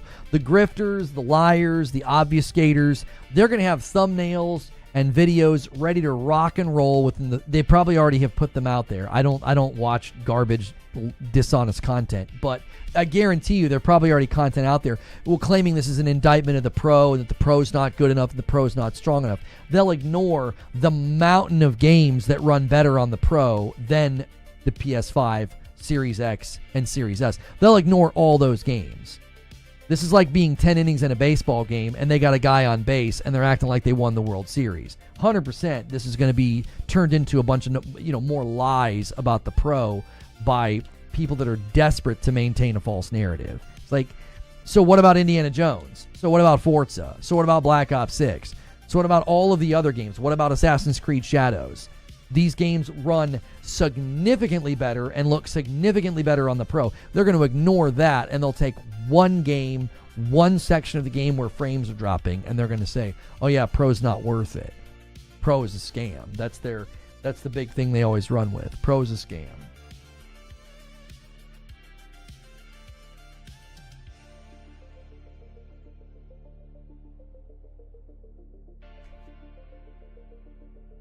Doom is badly optimized. I don't think this is an indictment of id Software. I don't think it's an indictment of Doom. I literally think it's going to be an optimization issue that they're going to patch relatively quickly. These guys are known for good work. They're known for good work. And I don't think they're going to let this sit and hang in the air. They'll take it, I think, a poorly, or not poorly, a not well optimized Doom, like if it's got issues, they're gonna fix that. It's not badly optimized on PC and Xbox. It's not badly optimized on PlayStation. There are sections where there are frame issues. Series S is experiencing it. The X is experiencing it. PS5 and PS5 Pro, they're all experiencing it. The place where it happens the least is the Series X. No one's saying that's badly optimized. We're saying that's not at the level that we expect from id Software. That just isn't. I like when I saw these reports, I was genuinely shocked. I was like, Doom? Like, that's the last game that I would think would have issues like this. They're the last developer. Xbox drops a 1080 Pro to 1892 from 2160 dynamic. At one point, Doom the Dark Ages was going to be exclusive to Xbox and PC. They made the choice to bring it to PlayStation late, and this is the result. It'll be patched. That's exactly what I think happened. The grifters have already attached Digital Foundry saying Xbox is king. Well, anybody using this as a way to say that, like, oh, the Pro's a scam, you know, they're just lying. They're dishonest. I don't really care to be nice about this anymore. I don't care what kind of bridges I burn. They're liars. They're lying to the public. They've continued to lie about this. They'll claim that Digital Foundry is anti-Xbox and they hammer Xbox, and then the minute they get a victory, they're going to claim, oh yeah, no, Digital Foundry is now trustworthy and the Pro is a scam and Xbox is king. They'll ignore a couple of weeks ago where they said that Assassin's Creed Shadows is a generational leap on the Pro. They'll ignore how it runs in Indiana Jones. They'll ignore how Forza runs on the Pro. They'll ignore all that. It's a bunch of exercises in dishonesty and lying. That's what their content is. Their currency, you have to understand this. Their currency is, I'm going to say whatever I can to generate clicks. Like, there is no effort to, like, accurately report. And then what they'll do is they'll project onto guys like me. They'll claim that I lie and that I misreport. And it's like, I literally just sit here and read the articles and read the facts to people and let them know what's going on. And then I give my own opinion. My opinion is this is the result of a multi-plat strategy when you have a dev trying to do too much. You're trying to do PS5 Pro enhancements. You're trying to engage with PS5 dev kit. You're trying to make it run on Series X. You're trying to make it run on Series S. You're trying to make sure it's optimized for PC. Who are they? Hard to take that seriously without context as to who's lying. I'm not going to name and shame. I'm stating what I know will be said, what I know likely has been said, and I'm telling you that that's a lie. That's a lie. I don't need to name the people. That feels like you want to draw me in to the crap that these people hope I do, which is they want me to say their names and mention them in my content, and I won't do that. I'm equipping you with the ability to see through the BS. If you find a YouTube video that's like, yep, PS5 Pro is a scam, it's a failure because of Doom the Dark Ages, that's a lie. They're lying to you. They're not telling the truth. They're not accurately representing the product. They're going to ignore the litany of games that it runs way better. They're going to ignore all that and run with like one cherry-picked section of Doom where there's frame issues. Or I think there's 2 areas where they're saying that there's issues where it drops. Game has not come out yet. Maybe by the time Doom the Dark Ages comes out, there'll be a performance patch. I mean, it comes out this week, Jack. I'm going to be playing it tomorrow on my Pro for you guys. So is Doom not worth buying on PS5? I didn't see anybody describing the performance so poorly that you wouldn't buy it, Misery. I didn't see that.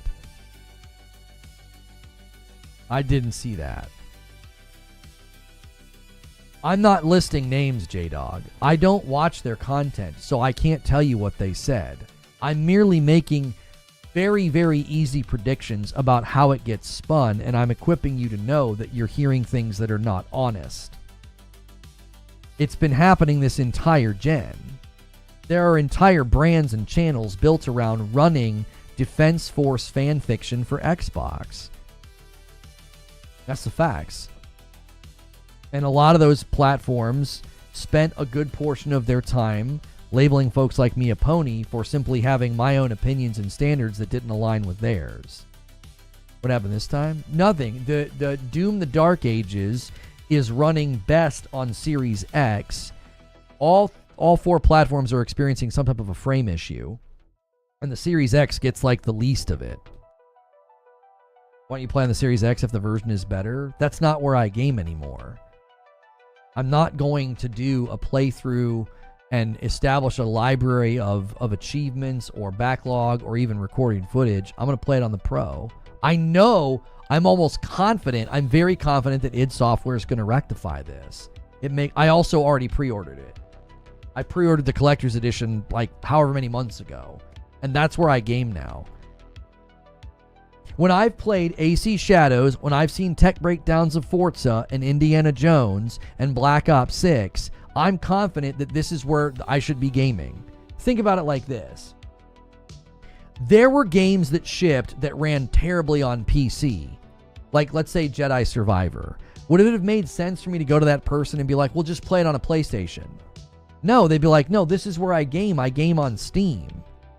That advice wouldn't make any sense. They'd be like, what? No, they're like, this is where I game. I want Jedi Survivor to be fixed. They were probably confident it would get fixed. It didn't get fixed in a timely manner. I've got way more confidence in id Software to push out patches for this game. It makes way more sense. It's not running terrible on the PS5. It's not running terrible on the PS5 Pro.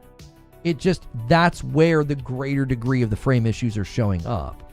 And even the frame issues themselves are not like game breaking. We're talking about frame drops. We're not talking about crashes. We're not talking about bugs or glitches. We're talking about frame drops.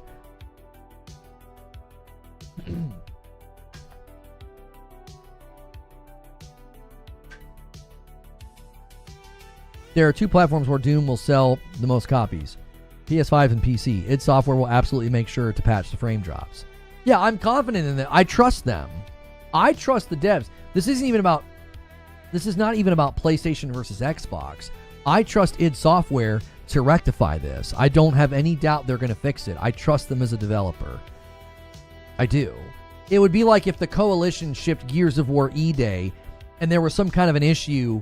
Let's just hypothetically say there was some kind of an issue with PSSR implementation in Gears of War E-Day. I trust the Coalition to fix that. I wouldn't be like, well, I guess it's time to play it on the Series X. No. We're not talking about 30 FPS versus 60. We're talking about like minor issues that will almost assuredly be rectified by the developer. It's like playing a game on PC that has issues. You're not going to get convinced then to get a console. Oh, well, that Jedi Survivor doesn't have those issues on console. They fix those issues. That doesn't make you suddenly not play on your PC. You're trusting that the devs will push out a patch. Sadly, with Jedi Survivor, that's a terrible example because the devs didn't.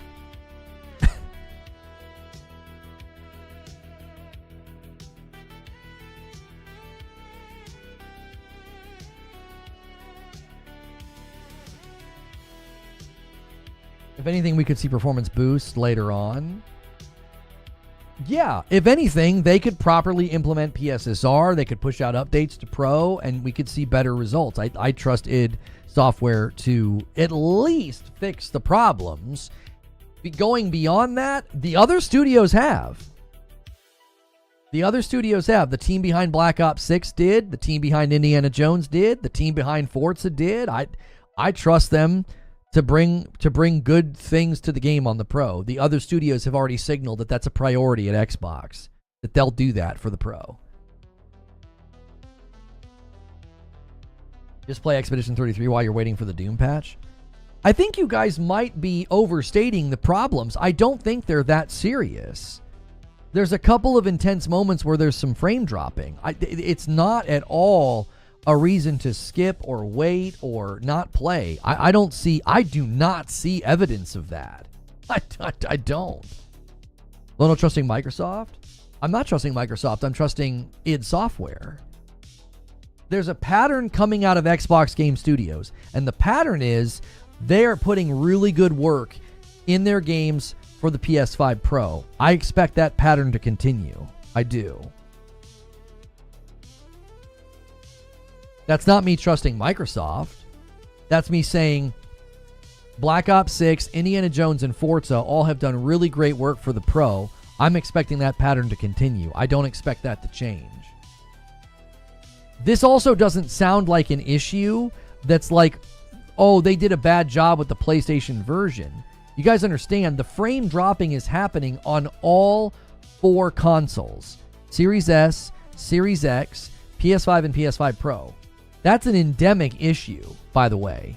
It just happens the least on the Series X.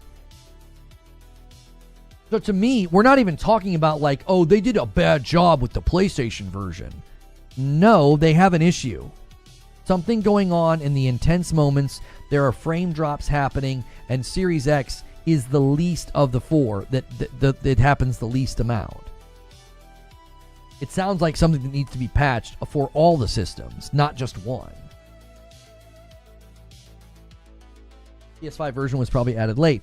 That tracks with my theory, is that yes, whatever work they've done to minimize it on the Series X will likely end up coming to PS5 and PS5 Pro, because my theory is they were building it for Xbox only, and they kicked back up. They were already building it for PS5, but they halted production for PS5 based on everything that we've seen, and then they spun the production of it back up again. I don't see, until I've been given a reason to not trust id Software, I trust them to make good on this and fix it. Trusting id Software to me makes sense. It's like the people who are trusting Naughty Dog. They're like, Naughty Dog does this. They show trailers, they show cutscene level quality in their games, and then they actually deliver. They trust them. I'm sorry, not Naughty Dog. I meant to say Rockstar. People trust Rockstar. In all the discussions we've been having about GTA 6, people have been talking about how much they trust Rockstar. They're like, they put that level of fidelity in the cutscenes and in the game, and they match.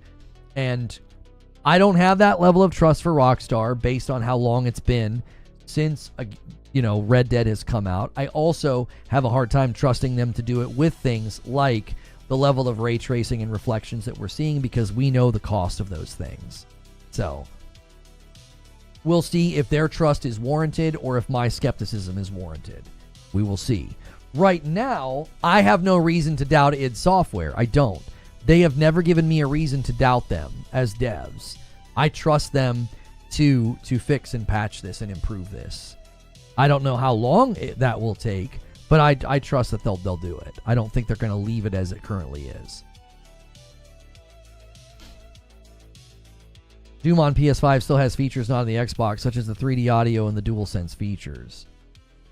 Yeah, I mean, that I just prefer the DualSense controller now, and then that is like to me, that's like a low-level perk, but that's a perk. GTA 6 will still look great, not as great as those trailers with all those bells and whistles.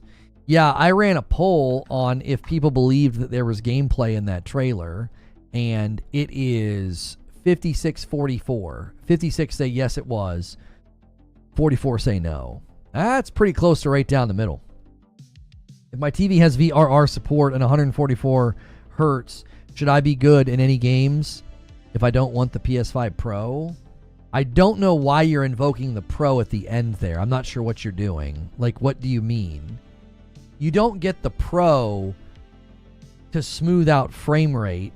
That's what VRR is going to do. VRR is going to smooth out frame rate, so if you drop below 60 into the 50s, it will smooth that over so that you can't really detect that it's happening. That's what VRR is doing.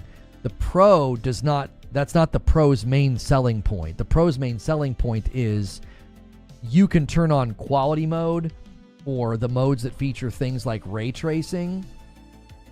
You can turn those things on and still get 60 FPS. This entire gen, if you go into Spider-Man, The Last of Us, God of War, Horizon, all these games, as soon as you turn on the quality mode, as soon as you turn on the ray tracing mode, you have to accept 30 FPS. The Pro says no.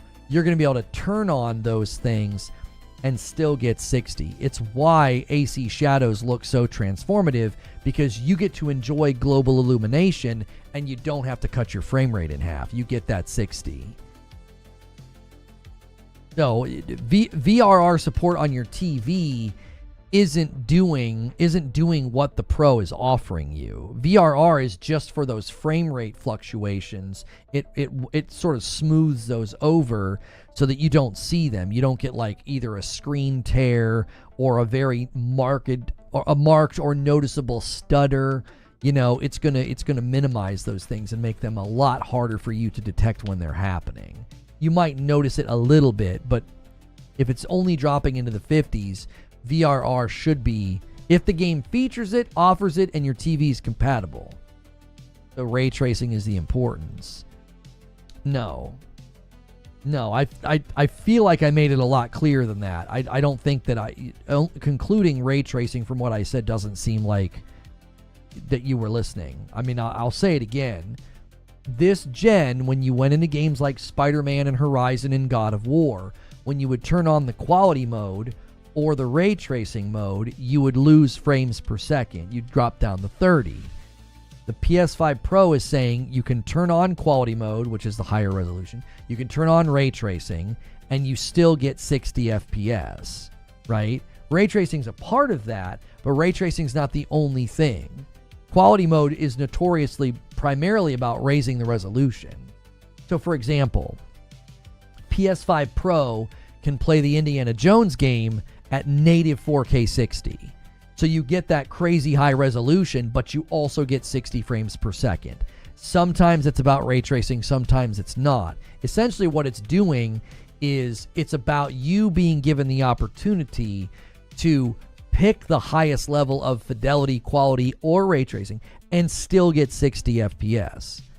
That's why I kind of ranted about this the other day. Like, a lot of people have tried to minimize that. Like, that's not a big deal. That actually is a big deal. Being able to double your frame rate is essentially what it's doing. A lot of people haven't really discussed it in that way. They're like, oh, it barely gets more frame rate than this game. What the heck? And it's like, no. It's about doubling your frame rate. You're going into quality modes and ray tracing modes and saying you can double the frame rates to 60. Pro says no to lower frames. That'd be great on a poster. I do think that Cerny didn't do himself a whole lot of favors. I think he got a little bit too technical and a little bit too like nerdy about it. I think the best thing would be saying, we're going to double your frame rate in all of these modes that have the higher res and that ray tracing so that you're able to just never really think about it. Now, he did a good job, I think, of saying, like, you commonly have to choose between quality and performance. We want to eliminate that choice where you just get the best of both worlds. I thought that was a good way of talking about it, but again, the value proposition and the dollar, right? People got sticker shock when they saw the 700, but the thing that I've always come back to is, if somebody came to me right now with my current gaming rig, it's got a 2080 Ti in it, you know, it's like 6 years old, and they said, hey, you know, you turn on ray tracing or you turn on like 4K, upscaled 4K, you turn all that on, and your games are running like 30 to 40 frames. Well, we can double your frame rate up to 60. You can turn all that stuff on, and it's only going to cost you, you know, $700. Who would say no to that? Right? Upgrading my rig for $700, and I'm going to be able to turn all those pretty things on and double my frame rate? Like, I just know I'm getting 60. I would spend that $700 in a heartbeat. But see, the tech outlets, the PC guys, they didn't do this kind of analysis. They blustered at the price and made fun of anybody who was excited about it or bought it, because their analysis is not genuine analysis. It's always going to be sort of corrupted by rage bait, click rate. Like, they're trying to get people to click. So they had to have something to get their audience to click. Well, their audience is going to bristle at a console pretty much universally. So they had to make it like, oh, this is ridiculous. Can you believe this? And the coverage was just piss poor from beginning. There were few outlets that did a good job covering it. You'll notice that Digital Foundry did a very good job covering the Pro. They just broke down the games, they broke down the performance, and they just showed you what it could do. They weren't creating like rage bait content, blustering about the price and, oh, this is ridiculous. No, they were just like, yeah, this is what the thing is capable of. Wire Rope says the GPU market's in shambles. You cannot beat the Pro for $700. I can make a cheap PC better than the Pro. Yeah, I mean, there's all kind of clips. There's all kind of receipts getting pulled now from people that were saying, you know, for $700 or $800, you could build a PC that wipes the floor with the Pro, and nobody did it. Nobody did it. The videos don't exist of anybody actually doing it. Well, I've seen people say that the Pro is just a low-end PC, or at least a mid-PC with low graphics. That's not a bad thing at all. And That's not accurate. It's not a mid PC with low graphics. That's false. If I turned on my PC or a mid PC and set it to low graphics, you would laugh. You would laugh at the notion that the Pro is a mid PC with low graphics. Like, that's laughable. That's not true at all. You would never describe games with 4K performance, ray tracing, like the global illumination and AC shadows. You would never describe that as, yeah, that's pretty much what a mid PC with low graphics looks like. No, that's not true. That's not even close to being true. You could turn on mine's not a mid PC, but I can set my PC right now to low graphics, and it wouldn't. My Pro would blow that out of the water. It would look significantly better.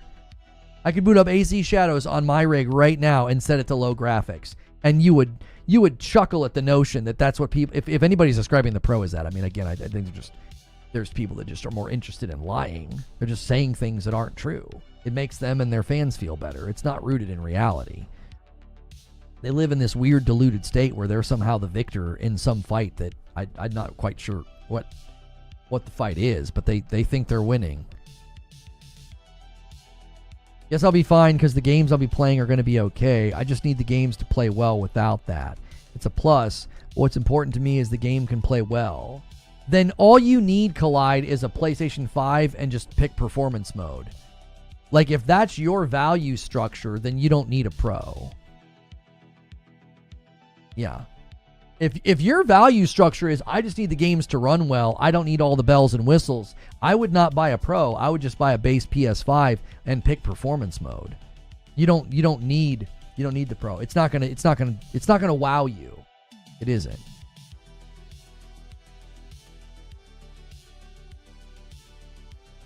High-end 40 and 50 series cards don't play games. Huh? And they cost 3 times the Pro. That's not the same.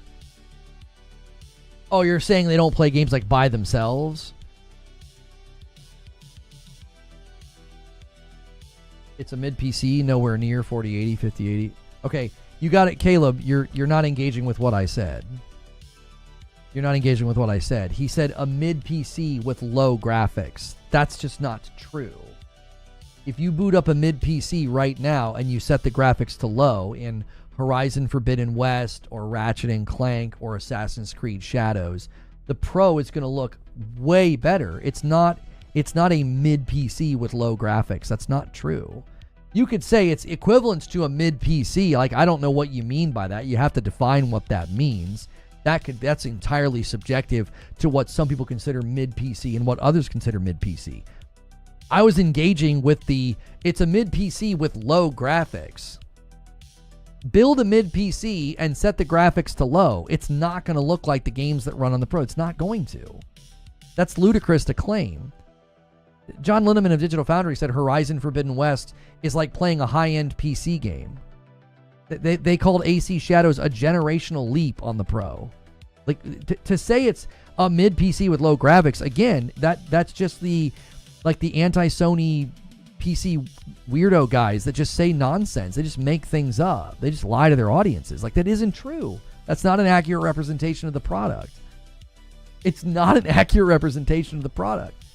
It's not hard to speak factually about these products because you can tell me what resolution, what frame rate, and what ray tracing features are turned on in a game like AC Shadows. You can speak only in facts.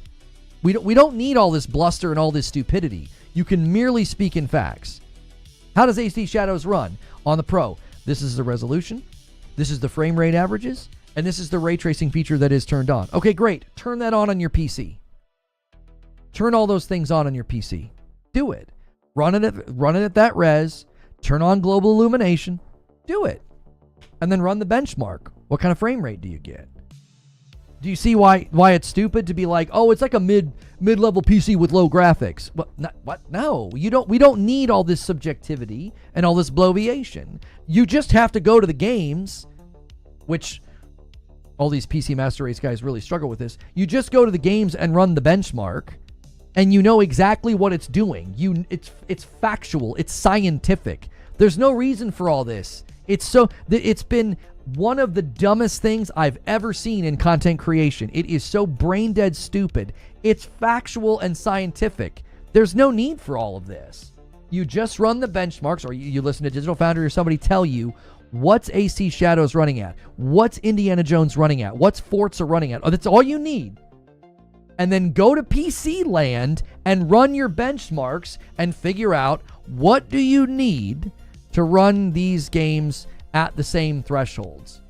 It's zeros and ones, bro. It's black and white. There's no opinion needed. No screaming, no yelling, none of that. No shocked faces on the thumbnail at the price. We don't need any of that. You can do factual analysis of all of this and give people concrete, reliable, accurate information.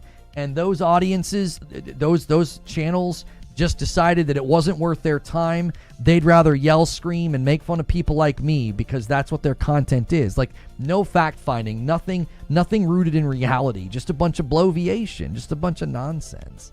It's all factual. Like, that's why when Linus Tech Tips tried to do it, he admitted he couldn't do it. He had to cut corners. He had to do used parts, and it still was not going toe-to-toe. It was still having issues. It wasn't a match at all. So we went from, oh no, you could spend that much money and you could blow the Pro out of the water, to, oh no, you could spend that much money to match, to, well, you can spend that much money, cut corners, buy used parts, and kind of match, kind of not. Wow. We went really far from you could spend that much money to blow the Pro out of the water. The narrative, wow, that narrative shifted rather quickly, as I said that it would. I told you guys, I said, we don't need to debate this. Just wait for the videos to come out. The device will be in the hands of analysts, and they'll be able to test the games, and they'll be able to test benchmarks on PCs, and they'll be able to see what do you need to spend to match it.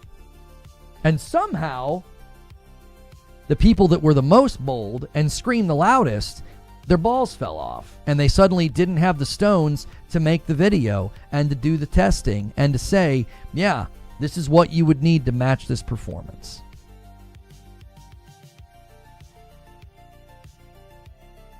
Just nobody did it. Where are the videos? I mean, that you talk about good content. That would have been scathing content. That would have been scathing content if you could build a rig like that and just beat the tar out of the Pro. You talk about a great click rate. You talk about great sub growth. Nobody did it. Linus quote unquote did it, and he admits in the video, he has the integrity to say, we had to cut corners, we had to buy used parts. And even then, it doesn't go toe to toe. And it's not representative of like a choice that the consumer has in the market. You're not going to be able to do what he did. You're not going to be able to replicate it. You're going to have to like wait for deals or like wait for these bargain deals that he finds and stuff. It's like, you're not going to be able to do that. The price of these things fluctuate all the time. And some people were trying to do it with like eBay. It's like, that's not representative of the market. What if nobody's selling them at the time? What if nobody's selling them at the price that you got them at? Digital Foundry have said that the equivalent on PC would cost probably far more. The Pro is expensive, but I think the PS5 is perfectly fine if the price is too high for you. Well, and that's what Digital Foundry is not interested in, like speccing out a PC to be like, oh, this is what you would need to spend. They're more interested in just breaking it down. They're like, well, this is what it can do. And if you wanted to buy the equivalent parts for PC, it would cost you significantly more. Richard Ledbetter said this. So I don't know why anybody continued to debate it. It was like, it was an exercise in stupidity. It's like, this is just the epitome of foolishness to continue to drive that narrative, and then to say it's a scam and to make fun of people like me. It's like it's just such a lack of maturity and intelligence. It's not a discussion rooted in facts. It never was. Well, it's good, Ginger. It really is a clash of value systems. It is. It's a clash of value systems. If you value this, you're going to go here. If you value this, you're going to go here. And that's why these people struggle to see eye to eye. Why are we rehashing this conversation again? You can't beat consoles as an upfront price building a PC. The cost over time can be comparable. Well, here's what's going to happen, Glory. It's relevant to the discussion because Doom the Dark Ages is not really enhanced on the Pro, and it's running the best on the Series X. And I know, dollars to donuts, right? I can't do 26 perfect moves in a row, but I can predict what these people are going to do on the chessboard, okay? I predict the content very easily. They're going to claim that this is an indictment of the Pro is a scam, and that it's weaker than the Series X and all this other nonsense that they're going to perpetuate. They'll ignore Forza and Indiana Jones and Black Ops 6, other Xbox Game Studios games that run better on the Pro. They'll ignore that, and they'll fixate on one game that likely needs a patch. So I'm just predicting, there's a funnel of content that always is a race. Some people race to the bottom on price. These people race to the bottom on intelligence. They literally let's go to the floor of stupidity. Let's say the dumbest thing we can. It's a race to the bottom on stupidity. It's let's be as stupid as we can with the content. Why? People lap it up. They lap it up. The critical thinking's not there. The analysis isn't there. It's a race to the bottom. And I'm just yeah, that's what they're going to do. And y'all just need to know that's a bunch of nonsense. A bunch of nonsense. You've seen people saying the Pro is a waste of money because of Doom. Yeah. They'll ignore the commentary that AC Shadows was described as a generational leap by Digital Foundry. I mean, it's incredible. It's incredible if you look at it. I mean, the differences are very, very stark. I mean, they're not you got to zoom in on a flower in the background. The differences in AC Shadow are remarkable because you can literally turn on an entire lighting system and maintain 60. Anybody downplaying that is just a buffoon that doesn't know what they're talking about. It is. You are a buffoon. You're turning on an entire lighting system that dramatically changes the game's appearance, and you're maintaining 60. You turn it on the base PS5 or the Series X. You want to turn on global, you get 30. Understating that, I'm telling you, understating that is just sheer buffoonery. There's nothing intelligent about it. It's on the devs, not the platform. I agree, and I trust id Software to fix it. I think they're going to fix it. I don't think this is going to stick. I think in a month we're going to turn around, and there'll be headlines, updates, videos, and they'll say PS5 Pro is the best place to play Doom on a console. You're never going to outpace bleeding edge PCs. Ginger says a race to the bottom on stupidity. That's the best description of social media that I've ever heard. It literally is a race to the bottom, because the quicker you get there, the faster you get the spin up of the algo. Because everybody's going to show up to tell you that you're stupid, or they're going to show up to agree with you. You get everybody. That's the biggest dilemma of the currency of attention on the internet, is that it's driven by both those who agree and those who disagree. So it's a race to say the dumbest thing possible. It's well, if I say something that is as stupid gets, I'm going to get the double whammy of engagement. I'm going to get people that agree with me, and then I'm going to get the people that don't agree with me. You get both. If you try to be nuanced and careful, and you try to stay more in the middle and you're sensible, you don't get both sides. It's a lot harder to grow if you're not doing that, on Twitter especially. I think YouTube you can grow with very thoughtful, well-structured content. I think there's a place for it on YouTube. But trying to grow and get engagement on Twitter, I mean, you've got to be as dumb gets to get interaction there. That's the best way to get interaction. I call it emotional engine, what gives me most joy or most anger. I've always called it an escalation machine. It's an escalation machine. So whatever happens gets escalated up to it never stays in a cyclical conversation. It always escalates up into you're a hater, you're this, da-da-da-da-da-da. And the best way to spin up that machine is race to the bottom. Just go all the way to the floor and be as dumb as you can. Just be absolutely idiotic, and your engagement will go up. It will, every time. It's like a foolproof plan. It's not a good way to build your platform. It's not a good way to build an audience, because eventually it's just going to run out of gas. You're not building anything appealing. There's already been guys that were running the sort of grifting, anti-woke stuff, and they're already complaining about their channels losing viewership because they can't keep going back to the well. It's you're running out of stuff to scream about. What am I most excited about with Death Stranding 2? I really want to see Decima at its height on Pro, because everybody's singing its praises on the base PS5. I really want to see what they pull off with it with the Pro. I'm very interested to see what they're able to do, because it was nothing but praise.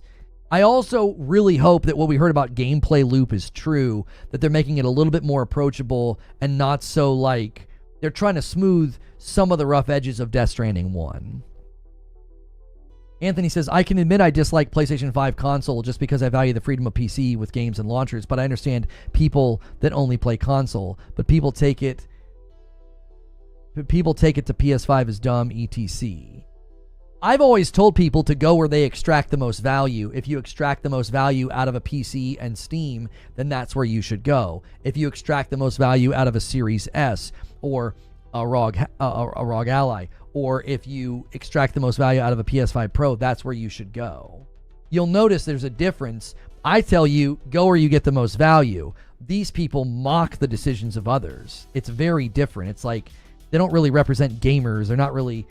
A lot of these people will posture to be pro-consumer, and yet they mock the people that make consumer-focused decisions. Like, if I value this, then this is where I want to go, and this is where I want to spend my money. Mocking me and calling me names for doing that is not anti-consumer. You're attacking a consumer because their values don't align with yours, right? Like, there's so much contradiction in the way that people talk about these things.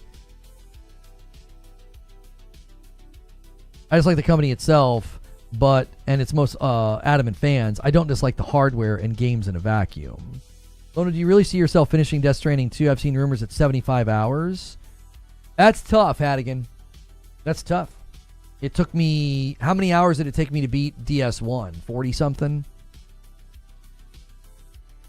From the song Degenerate by Starset. Down, down, down, it's a race to the bottom. They fall, round and round the circle they drain. And circle the drain. There you go. The story's got to be amazing to stick around that long. Or the gameplay loop's just got to keep evolving, because that's what kept me going. There was always something new to do. You get a little bit added to your kit. You get a little bit added to this. All of a sudden you get vehicles. All of a sudden you get that. All of a sudden you get this. Like, the content loop evolved enough in Death Stranding 1. It kept me interested. It did. Death Stranding 2 has 2 maps from what I've heard. I don't know if it has... Yeah, it does. You end up in Australia. Yeah. Yeah. You're going to play Death Stranding just to see Elle Fanning? I'm at the age now where I struggle when it's like an up-and-coming actor, because isn't she younger than Dakota? Okay, so she's 27. Okay. It's been enough time where I could say, yeah, she's very pretty. It still just feels weird to me. Like, I watched Dakota Fanning grow up. Isn't Dakota older than Elle? I grew up watching, like, I Am Sam. Dakota is 31. Yeah. I don't know, dude. I don't know. I can't. If I was in my 20s and 30s, it would feel different to be like, yeah, man. But it's like, no. I watched her older sister grow up. I can't do it. Man on Fire. Yeah. Man on Fire and I Am Sam. Mm-hmm. And then Dakota Fanning was also in the Twilight movies. Yeah. She looks great for the part, though. I will say that. Reverse ageist? Yeah, I don't know. It's like talking about the Olsen twins. Yeah, I don't know. It just feels really uncomfortable. It feels awkward. I'm like, no, dude, I'm good. Yeah, she's pretty. That's about all I'm gonna comment here. I think she looks great for the part, though. Like her facial expressions, she brings like a vibe and like a tone that I think fits with Death Stranding. Yeah. Similarly to the other actors in the game, I think it works. Right, that's right. Jump in. I Am Sam. That's why we say never go full. I just don't think I gave Death Stranding 1 a solid chance. I stopped fairly early on. Maybe I'll have to circle back someday. This is what I did, Solemn. I turned the difficulty all the way down, and just got immersed in the world and the content loop. And I don't know. All of a sudden, I was like, oh, I get it. I get it. Death Stranding 2 is apparently going to do what I did, but they're going to do it for you. Like, they're not going to make it so difficult to get in. They're not going to make, like, the climbing and the traversal as arduous. Like, it's going to be difficult, but not, like, to the degree. The beginning of Death Stranding 1 is just, like, they make it tough. They do. And now Death Stranding 1's, like, one of my favorite games because I got some of the stuff out of the way. I also had a unique advantage that I had already put like 4 hours into the game. So when I came back to it, I was sort of at the point that the game starts to turn. If that makes sense. They make it hard to get into the game. They do. Yeah, the woman who plays Fragile is, oh yeah, she's gorgeous. She fits the part really well. Her voice, her vibe. Yeah, she's fabulous.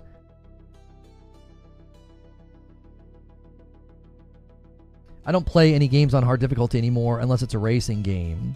Yeah, I'm the same way. I've just reached that point where it's like, I'll just turn the difficulty down. I don't care. Like, I'm not... There was a time where I would never do that. I just didn't... I felt like I wasn't playing the game. I felt like I was playing something else. But I've just reached the point where it's like, I just don't care. You know? Now...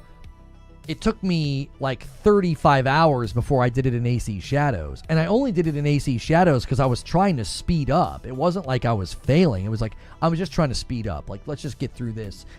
I'm just going to, because like instantly assassinating people instead of like some of the guys you can't assassinate, being able to instantly assassinate everybody, it like speeds up the stealth. It speeds up some of the castles. So I got like 35 hours in and I was like, I'm dropping the difficulty. I was like, I'm just trying to get to the end here. And even then I couldn't do it. I got to 46 hours. I'm like, no, I don't have another 10 hours in me. I can't do it. I fatigued right out of that game. Now, if they bring co-op, which is we've heard there's a rumor they're going to bring co-op, I will happily go back and do all the extra stuff with Madam. That would be fun.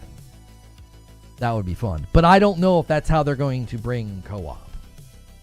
I don't know if that's how they're going to do it. How dare you play a single-person game how you want in the privacy of your own home. That's right. I like playing on Max. I don't know why. Ever since I was a kid.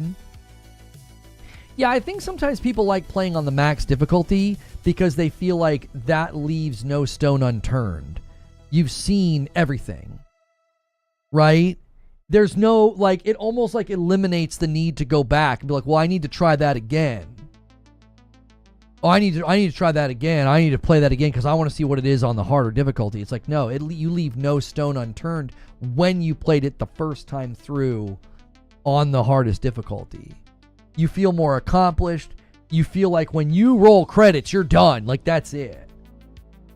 I play on harder difficulties to get the full sandbox. Yeah, some people like to do that. Like, I think Eugene sometimes goes back through second playthrough and raises it. The only game I've ever done that with was Jedi Fallen Order.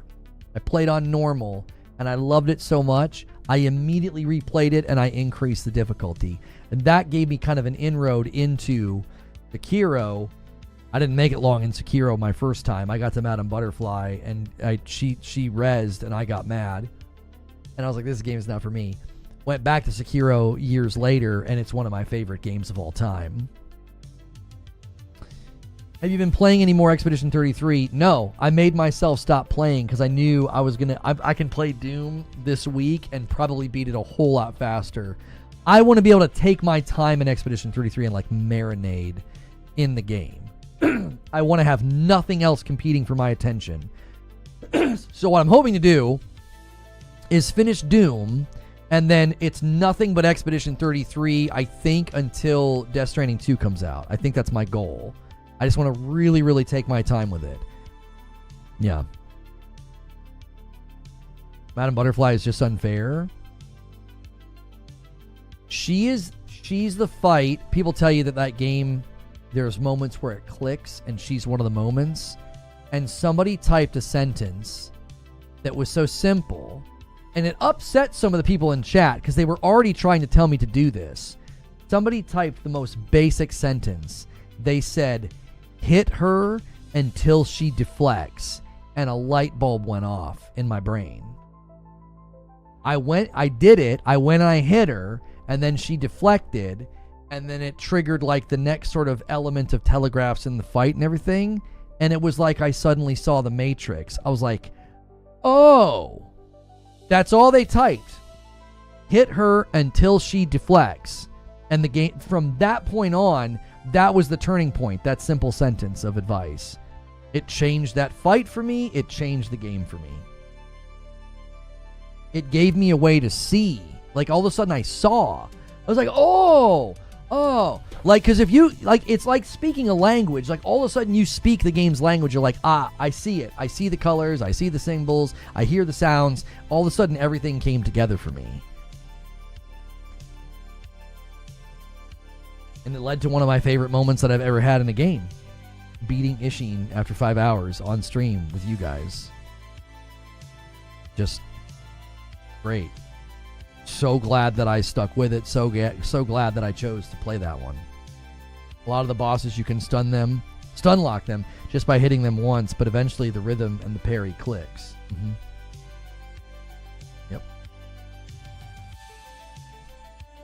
You're still one of the toughest bosses in the game.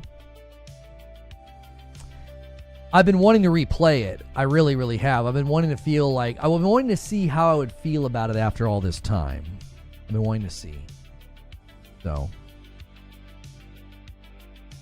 Guys, if you're watching on YouTube, take a quick second and smash the like button. Let me walk through a variety of ways you guys can support, because by now we're usually into that, like the core audience who's here all the time. There's a lot of ways you can support what I do. I did promote a monitor today. You can use the monitor command in chat to check that one out on Amazon. If you're a coffee drinker and you've never tried out Reforge Roast, you can go to reforgeroast.com. This is a great way to support what we do. It's not a sponsor. This is ours. You're going to go to our website and order it. We've got our bundles on sale. Frickmas is still discounted. We have a light roast, a medium roast, and a dark roast. We also have merch over there for the coffee. We'll have merch soon for everything. But that's a great way to support us, because like my wife and kiddos bag it up and ship it to you with thank you notes. A great way to support is to ensure that you're here every day. I know you guys on Twitch are like, you know, happy to have your show back. I hope you continue to show up and just enjoy the talk show. Same with YouTube. Hit subscribe on YouTube, turn on notifications. Hit follow on Twitch, turn on notifications. The real way that I'm able to do this full time is with people who pay for a sub or pay for a membership. And that's the big thing we've been continuing to want to see improve. So if you pay for Amazon Prime, use your Twitch Prime on my Twitch channel every month. That supports me. Or pay for your own membership or sub. YouTube, we need you guys on Member Plus. Hit join, go to Member Plus. If you're like, I keep getting it gifted every month, turn that off so you can't receive gifts, so you can jump into that pool. We need that number to go up. That is how I do this full time. I am not some big creator who's out here getting ad revenue through my ears where like nothing else matters. Like, we're pretty small. So those are the ways that we do this every day. Also, if you're watching on Twitch, make sure you're subscribed to the YouTube channel, because we do a lot of uploads now, and that's super helpful. Okay, we have a Doom video hitting now, I'm being told. Okay, so did you... I went long. Did you opt to make that into... Oh, he made it into a 4. Yeah, Doom. You have it misspelled, creature. The title's got a typo. It says Dom the Dark Ages instead of Doom. Double check your spelling quick. I'm going to text him just in case he's not in the chat.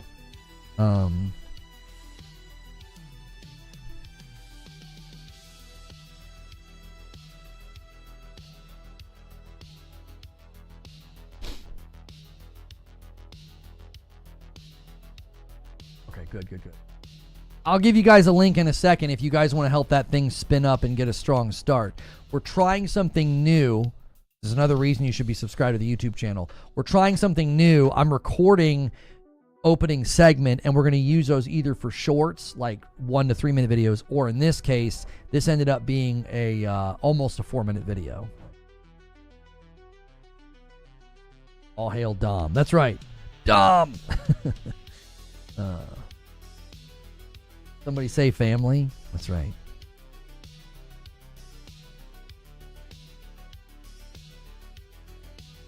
Dumb means stupid in my language. Oh, it does?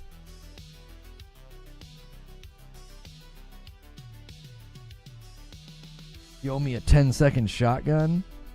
Huh?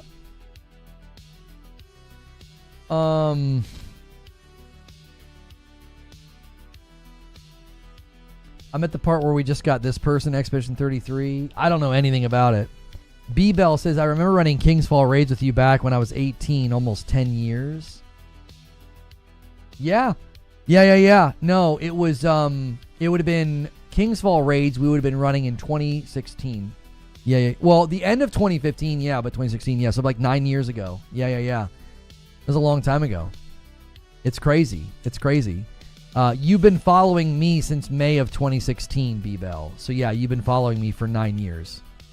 That's insane.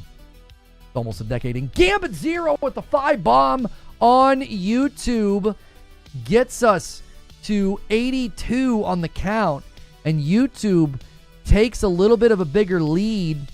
This down here in the corner is a race to 100. If one of the platforms hits 100 in a single day, I will give you guys an extra 10 bomb as well. All right, here we go. If you guys want to support this YouTube video, we just went live with it. Please click the link in chat. It's a quick watch. It's like 4 minutes, all right? I tell you what we can do. Let's just do this. You guys go watch that video. I'm going to take a quick restroom break. That'll work. Let's just do that. I'm going to unpause ads on YouTube. You're not going to be able to talk to me anyway. So go watch the video. The link's in chat, and then come right back.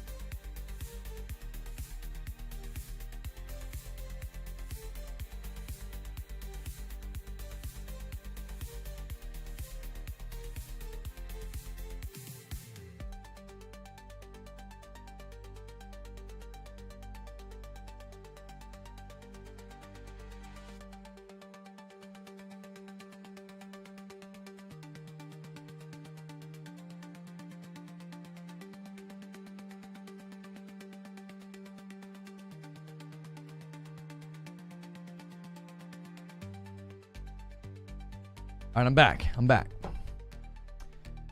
Little break, chat. Chat disabled for the video? Huh?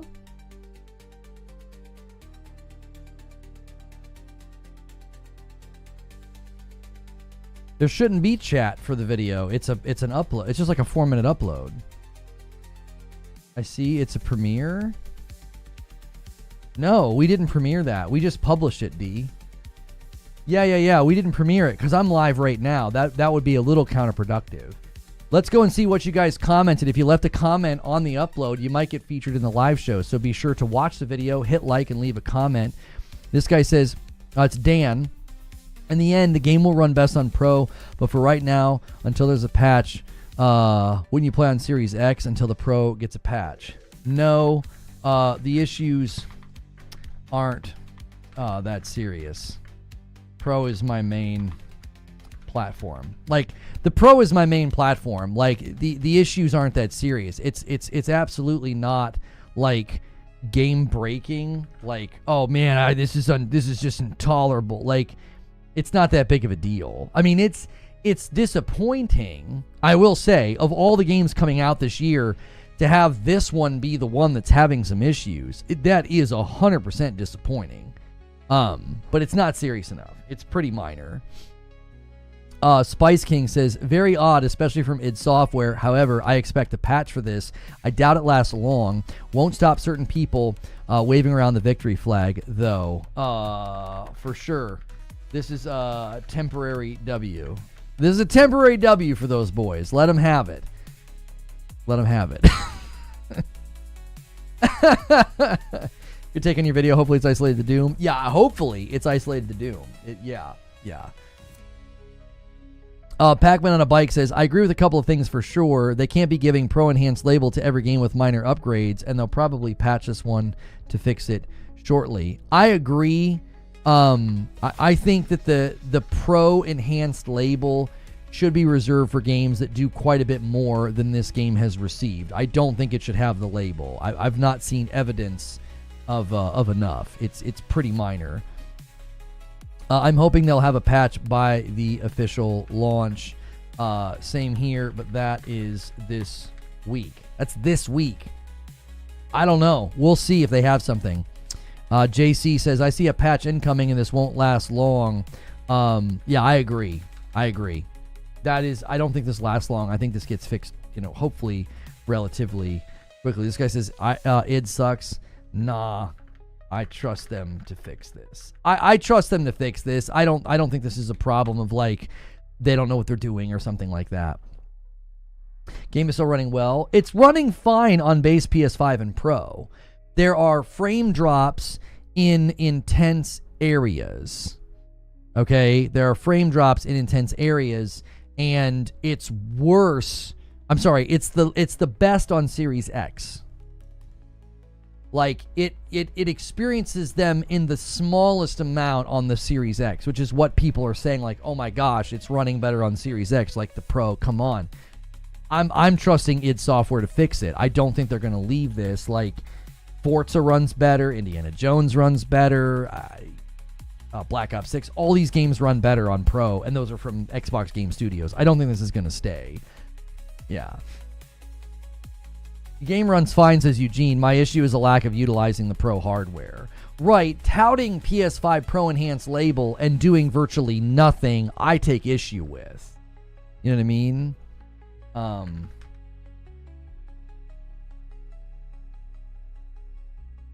This guy says, better than my PC. I don't know your stats. I don't know your specs, I should say, not stats. I don't know your specs. Not every PC is equal. Like, yeah. My body is ready, says Sven. Mine as well. Accordingly, they won't get a full price purchase for me, says Eugene. A frame drop to 55 isn't really all that bad. I probably won't even notice, especially when locked with the combat. It's more about the PS5 Pro enhancement for me. I think I'm the most disappointed that they're touting the label and doing almost nothing. That I take issue with. Excuse me. Somebody left a comment here. Metalhead says the Dragon Guard Dragon Session and mech fight feels so out of place and tacky in the Doom universe. Still a good game. The reviews were split on these sections. Some loved, some didn't. Yeah, the reviews were actually split on the Dragon and the mech. There were some that thought it was great. There were some that thought no. Sirius says, the article headline seems like cap and fudge to me. If Microsoft is serious about publishing games, they need to get their crap together. It's not a good precedent to set, especially not with Doom. Yeah, you don't want to set any kind of that expectations with a game like Doom. Doom, of all titles, should be the one that we all rely on to be like the showcase of excellence within optimization, performance, graphics, and everything else. I'm not sure who this is because it changes y'all's names sometimes. Banshee says, oh, it will get patched. Let the naysayers have their fun now. Agreed. Yeah, I agree. I'm hoping they can do it within a couple of weeks, maybe even this week. Raphael says, hopefully they can fix the issues. I want to play this game on the Pro. They aren't that bad. I will be playing on the Pro tomorrow. I'll be playing on the Pro tomorrow, so if you guys are kind of like on the fence and you want to see how it runs, then, you know, do you think we'll get the same support that Doom Eternal got? Multiple DLC, master levels, horde mode?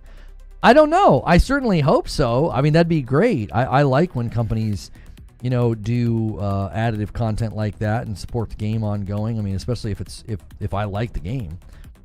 D says, who is this? DE? Yeah, DE says, you can't just tell me that the Pro has faster RAM and call it enhanced. If you don't give me performance, quality, or balanced issues or PSSR on or off options, I don't think it's enhanced. Yes, the label should require more. I think the label should require more. I don't think you should just be able to like, oh, we slightly bumped resolution. Like, huh? What? Like that's not enough to get the label in my book. Its software and their optimization masters. No significant PS5 Pro feature is a bad notch of their reputation. I think they'll take that personally as an ego. You know what I mean? Brooklyn Breed says, I don't know, man. I hope this is fixed ASAP because the amount of underwhelming pro games is definitely a concern. I've seen nothing but solid pro enhancements up to now. I don't know what you're talking about. I've seen nothing but solid pro enhancements up to now. Horizon Forbidden West, Stellar Blade, more recently, AC Shadows. I mean, I don't know. I haven't had a single gripe about what we've been getting. I don't feel like we've been, especially when somebody like a third party like Ubisoft can show off to the degree that they showed off. I don't know. I don't think this is like a concern for me going forward.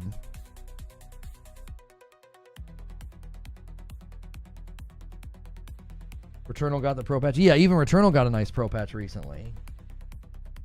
Severin Evans says, I'm sure it'll be fixed shortly. I wouldn't jump the gun on this one too much. id Tech is pretty good with quick patches. Don't start getting your torches and pitchforks. Yeah, I trust id Software. I trust them. I do. I've said that time and time again today. They got Indie Steam Deck verified. Oh, and it runs what, like native 4K on the Pro? Broken Surprise says, it seems they just might not have had time to finish the optimization of the PS port. It's crazy to me that a Pro owner, Shadows is better optimized than Doom. Hopefully it is fixed quickly. I think it's an oversight. It'll be fixed. Same thing happened. I'm just going to say it'll be fixed. I think it's an oversight. Or maybe not an oversight, but like just not enough time, like you were saying, Broken. I don't think it's gonna stay this way. This guy says the Gamer's a trash website. Also, the game can and probably will get updates to fix performance. Xbox doesn't discriminate.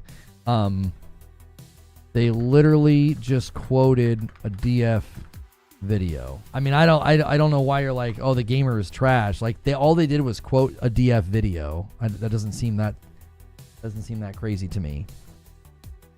So, I don't know. How did this happen? Not enough time is my guess. Yeah, somebody said, how does this happen? I don't think they had enough time. It's a good looking game regardless. I've only had a few things like pop-in or visual glitches. What's happening? It's not that it's running bad. It's running best on Series X, and the PlayStation 5 enhancements are not really, I don't think, worthy of the PS5 Pro enhanced label. So, Digital Foundry stirring the pot again, not very neutral of them. How exactly are they stirring the pot by accurately reporting issues? I don't understand. Were they not supposed to highlight these issues and not talk about them? That would actually be being anti-neutral. That would be them playing some kind of favorite. They highlighted the problems. They talked about them. That's what they're supposed to do. Saying Xbox is king pre-release. They said that the Series X is currently king with the version they were able to review. What are they supposed to do? I don't understand. If it was killer on the Pro, should they not say that? Should they wait and be like, no, like what they've done with other games? Like when AC Shadows, when they described it as a generational leap on the Pro, should they not have said that because the game wasn't out yet? Did you take issue with that? Did you bristle at that? I think, Sirio, I think they're allowed to say this. It's the version they were given to review. As it stands right now, that's the status of the game. That's how it's going to ship day one. Unless there's a significant day one patch, that's how it's shipping. I don't think Digital Foundry has stepped wrong here.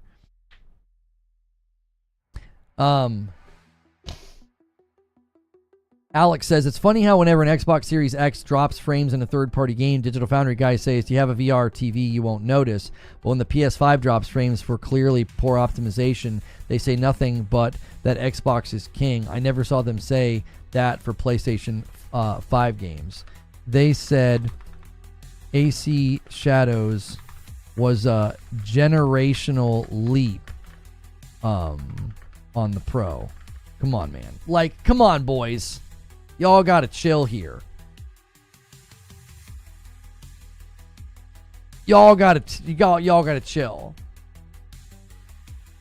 They've given the PS5 Pro their flowers. Like, you can't tell me they described AC Shadows as a generational leap on the Pro, and you're like, yeah, they overlook things though for the Pro.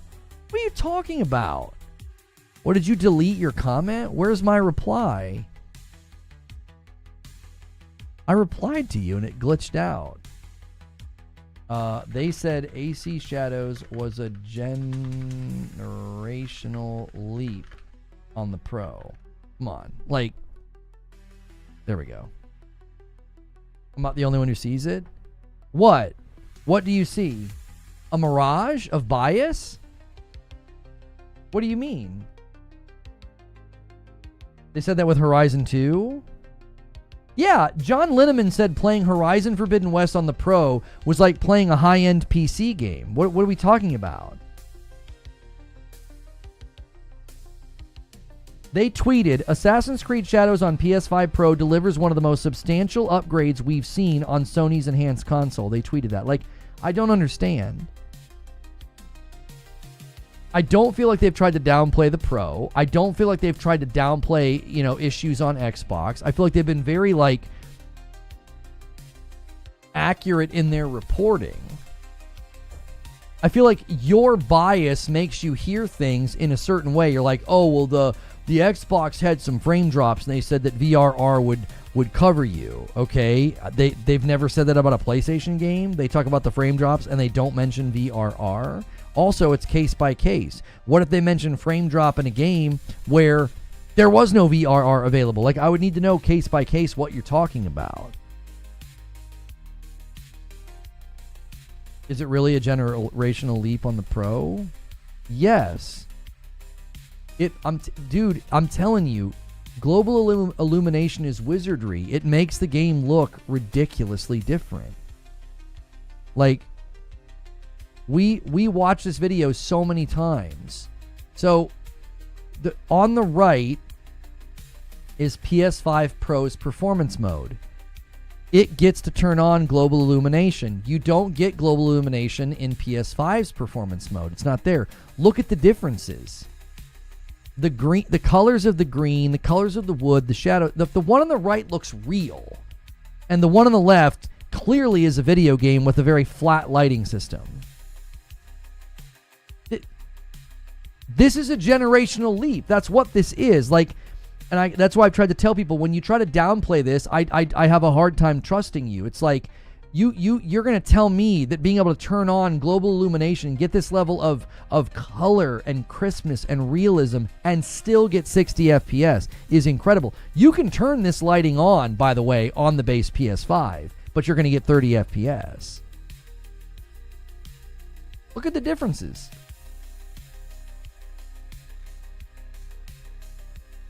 And this is coverage from Digital Foundry. This is why I don't think you can claim like Digital Foundry has some sort of a bent against PlayStation. Like they're highlighting these differences. I mean, right here, you can really see it. You can really see it. Like, this looks so flat. There's no depth inside at all. The Xbox is king, quote, ruffled feathers. Hang on. This is a Twitter video, so it's not the best. Yeah, here it's hard because it's blurry. Twitter doesn't do a great job.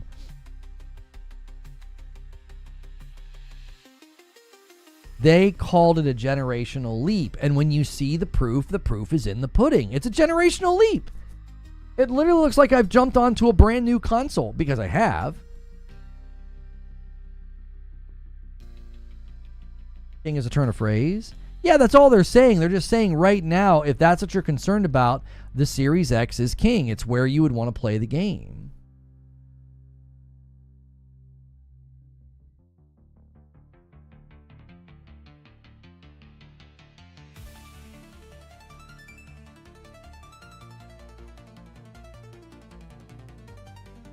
Okay, sorry, I was just checking something.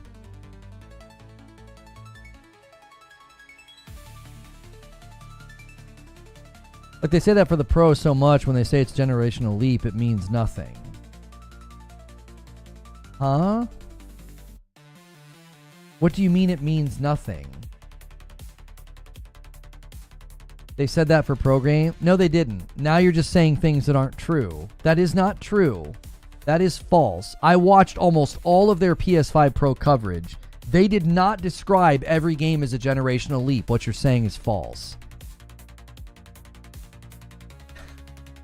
Come on, man. This gets tiring. If you guys are going to take issue with what they say, be rigidly accurate. I get really, really fed up with people saying things that aren't true to justify their dislike or their claims about a content creator. I'm just tired of it. Be better than that.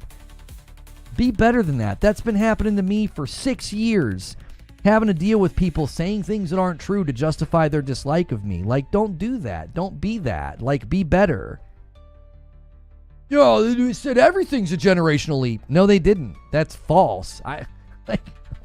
It's why it stuck out. I was like, oh my gosh, that's high praise.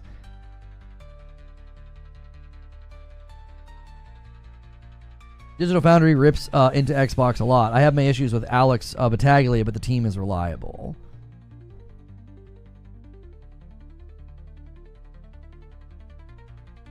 People are really upset about the King line should realize that they'll likely do another one. Yes, they likely will. They'll say, like, they have been very, very good about circling back on updates and things like this. It's good for them. That making content is literally what they're in the business of doing. Their content is analysis. And if there's an update and a patch that rectifies these issues, they'll cover it. I would trust them to do that. I think saying it's a generational leap is a subjective view opinion, but it just says to me they think it's a major improvement. To me, it signaled one of the highest levels of praise they could give a mid-gen update. They're saying this is like a generational leap. And what they're saying is the differences are so stark. It looks like when you compare a game running on a previous gen to new gen, it looks that stark. That's what they were trying to communicate when they said that.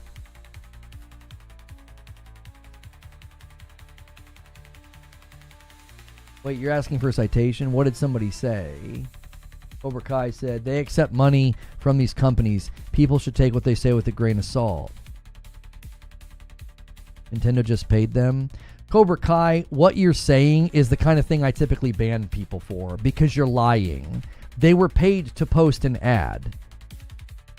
Do you have any idea the level? I mean, you've gone to the basement of stupidity saying what you said. They were paid to upload a trailer that was disclosed as an ad. And you're like, oh, they get paid by these companies. You're in the basement. You're in the basement. That's so stupid. They are not paid by these companies to cover Doom or to cover... Do you know why I know they're not paid? Because they don't disclose that, and that's illegal. They would literally get in trouble. They would get fined. They would get slapped. I mean, you can't do that. You cannot accept money from a company for a sponsored segment and not disclose that. It is not allowed. There's regulations about this. Yeah, people shouldn't really trust them. They accept money from companies. Really? Where have you seen hashtag ad in any of their tech breakdowns? When did you get your account back? About a month ago. Dan Clancy and I were emailing, and he looked into the situation, and he welcomed me back to the platform. He took care of it. The moderation team wasn't going to. So...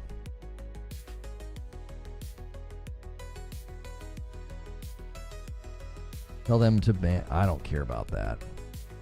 We could have a discussion about the ethics of advertising products you review. I have some issue with that. They took the feedback from their audience and said they would not do that again. They did. They did. They said they accepted the pretty rough feedback that they got and that they would not be doing that again. And I think they're probably making the right call. It's not worth it. It isn't worth the, the headache of dealing with it.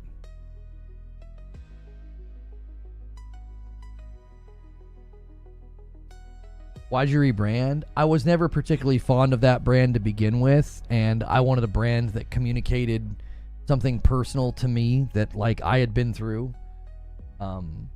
People have obviously tried to claim that I'm trying to hide because they only lie about me.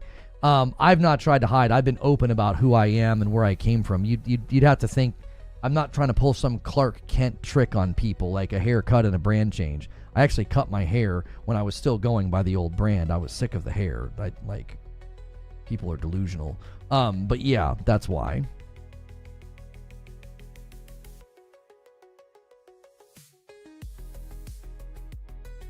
Let's check some more of the comments on the video. Hang on. I need to refresh out of here so I only see new comments. There we go. Wait, I'm still seeing sort by... Wait, how do I add a filter? Here we go. Response status. I haven't responded. There we go. Citizen JV says, Doom is a franchise built on blistering speed, intense action, and stunning visuals. Maintaining a stable and high frame rate is crucial for delivering the visceral and responsive gameplay experiences that fans expect. Even subtle dips can disrupt the flow and immersion. Therefore, any performance advantages, no matter how small, could enhance the overall experience. Agreed. Hope it is patched fast. I mean, Series S is experiencing...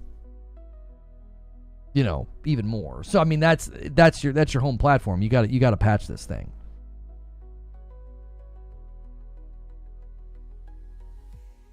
It's Series X enhanced. That's right.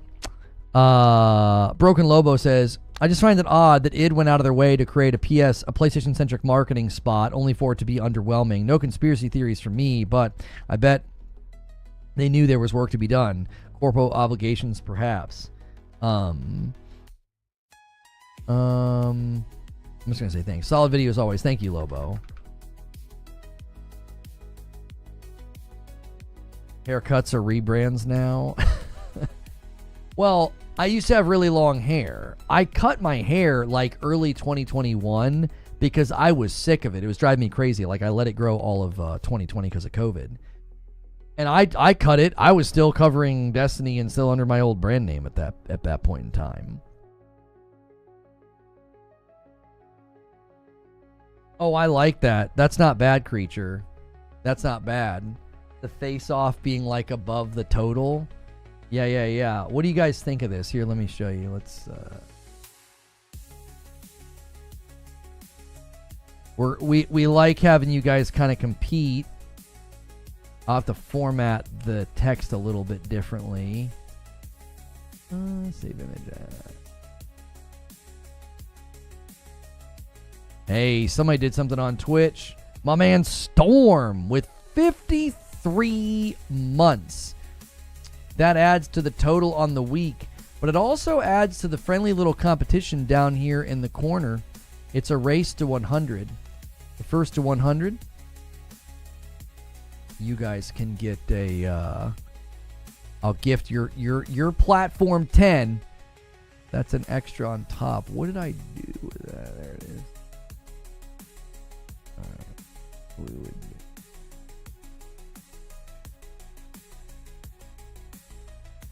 That, like that. And then we would have like, we would somehow put text in front of the bar to show you who was winning.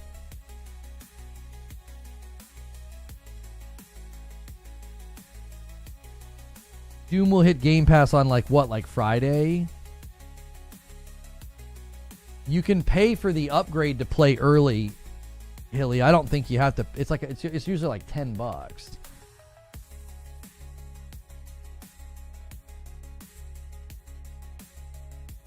So you don't have to buy the whole thing. You would just search Doom the Dark Ages upgrade, and you just pay for the upgrade. You can wait. Yeah. I mean, you do not have to get in right away. There's plenty of games to play right now.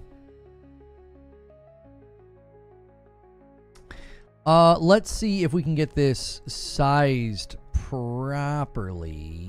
What we would do is we would take this and we would go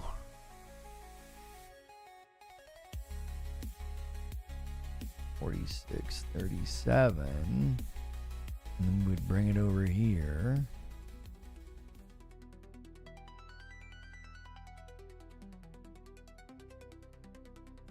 There you go. Head to head. Race to 100.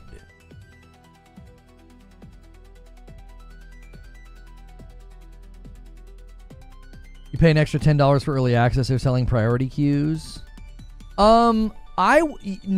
It's basically you're buying the extra edition though, so you're not just paying for early access. You are getting other things. You're buying like the digital deluxe or whatever the heck it's called. Shouldn't the YouTube number be gold because we are better?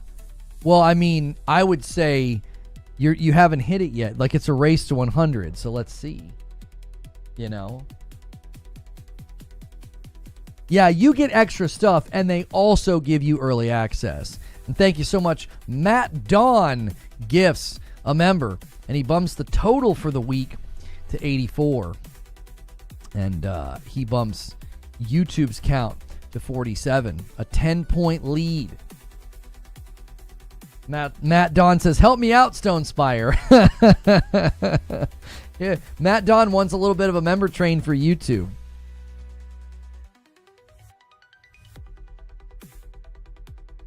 I agree with that sentiment that they lean more PC. As a console gamer now, I can't resonate with being referred to as a secondary device.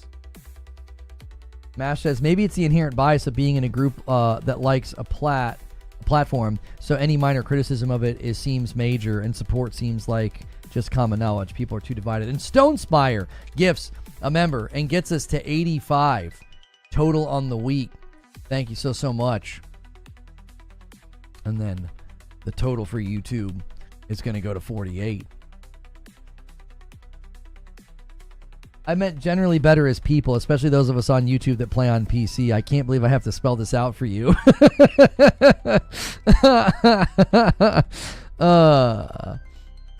YouTube can have gold when the chat doesn't crash browsers, says Hilly.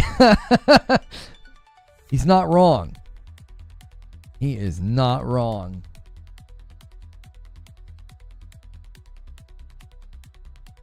I remember the days when we predicted they will charge us for early access. It became true. I always said they could foster a culture of purchase by doing early access. Lono be peeking at our convos. Quick hide. Say normal stuff, says Mash.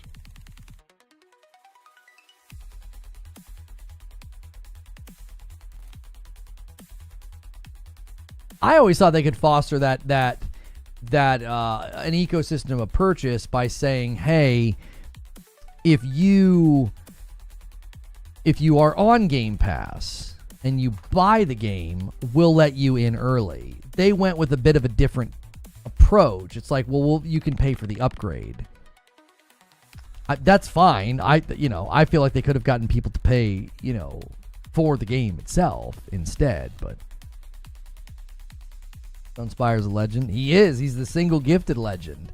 We're 15 away from being on pace, so we try to do 500 every week.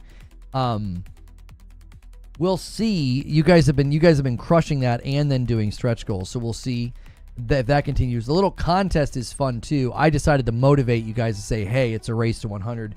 First to 100, I'll gift something. I'll gift a 10 bomb, I mean. So, and then at 100, I'll owe you guys 20. So I'm always trying to pay it forward back to you guys with gifteds, and we've had some monster gifters and some fun trains, and that's just been a continued theme of the community here. Waiting to buy games is looking more and more like the right move. Well, especially when there's so many. Like, there are also games that, like, you're like, it's just a question mark. Like, that Imperial game looked so good, and then I bought it and played it, and it just wasn't. It was super rough. There was no targeting. Like, I couldn't target the enemies, and I was really disappointed. And it's like, there's so many games coming out. Like, that Blades of Fire game is coming out next week. It could be amazing. It could be incredibly rough and not great. There's no way to know. So, you're best to really use streamers, YouTubers, and the like, to really get a firm grasp on whether or not a game is worth checking out. Especially because you can stay where you are, The game looked terrible. Your frustration was palpable and understandable. The thing that really frustrated me is the trailers really wowed me, and I was really looking forward to it. And then I was like, okay, I can get past rough edges of a title that's smaller, right? The town, the NPCs, the voice acting. You're gonna have to nail the combat. And when I can't even do basic targeting, it's like, no, sorry, that's like the final straw at that point. You're trying to eat around the rough edges already.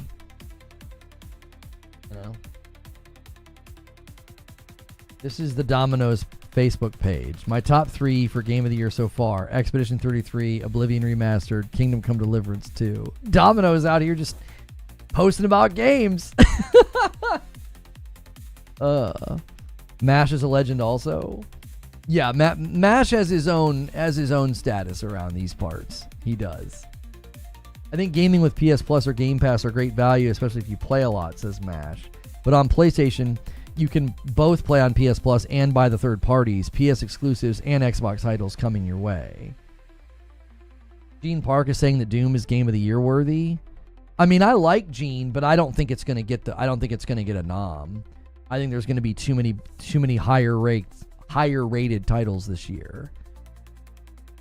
We had a big debate about that the other day. I think it's really going to be tough for anybody in the mid to low 80s to get noms. It's a pure math game at that point. Like, you're just not going to have enough people voting for you.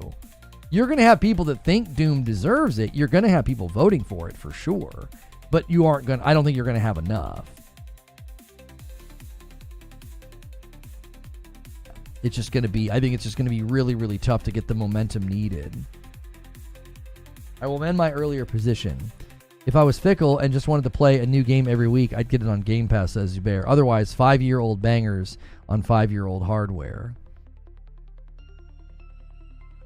Wait, what? Yo, on YouTube, could we get 30 more likes? Let's try to get 400 likes. We've had a really, really great day. I felt like the news was kind of slow, but you guys brought it, man. The turnout was great. The support was great.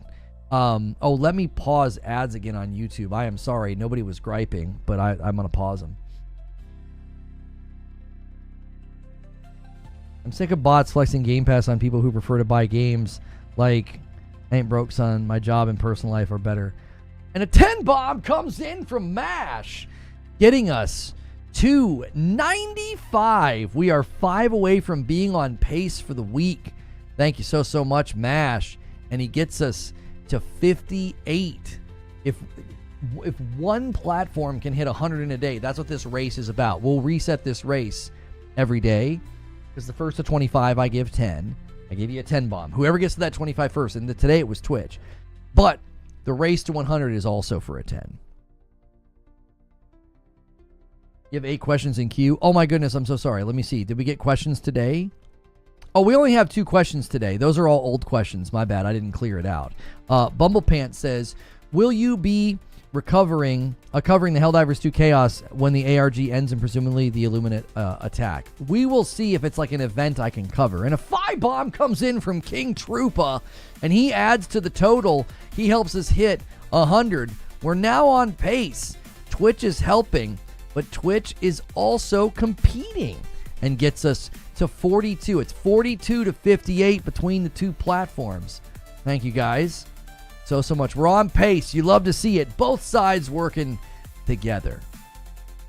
I like covering stuff in Helldivers, but like that might be tough to cover. I'll have to see what happens. And see what we decide. And then Broken Lobo submitted a question. Do you think Microsoft pivots away from the full third-party strat and goes back to game-by-game basis now that the FTC's opposition has effectively been considered and dismissed? No, because I don't think they went to a publisher strategy because of the FTC. They went with a publisher strategy because it's what Satya Nadella wants. It's what the shareholders want. I don't think you signal to your shareholders that you're going to be doing these things and then walk it back because the FTC lost. I don't think the FTC was the reason they were doing it to begin with. I don't. And we do have a Doom the Dark Ages video up right now if you guys want to watch it. It's the most recent upload on my YouTube channel. Stonespire left a comment and said, regardless of the issues the game may be having at the moment, I'm excited for it to be played. Looking forward to your stream. Thank you, sir. We're trying something new by uploading videos while I'm streaming. And we're seeing if we can't kind of, get those videos kind of off the ground. If you want a link, I'll provide that for you guys. Right now. It is in chat. If you want to go over, give it a watch, give it a comment. You might get featured in the live stream. I'm reading people's comments on that video.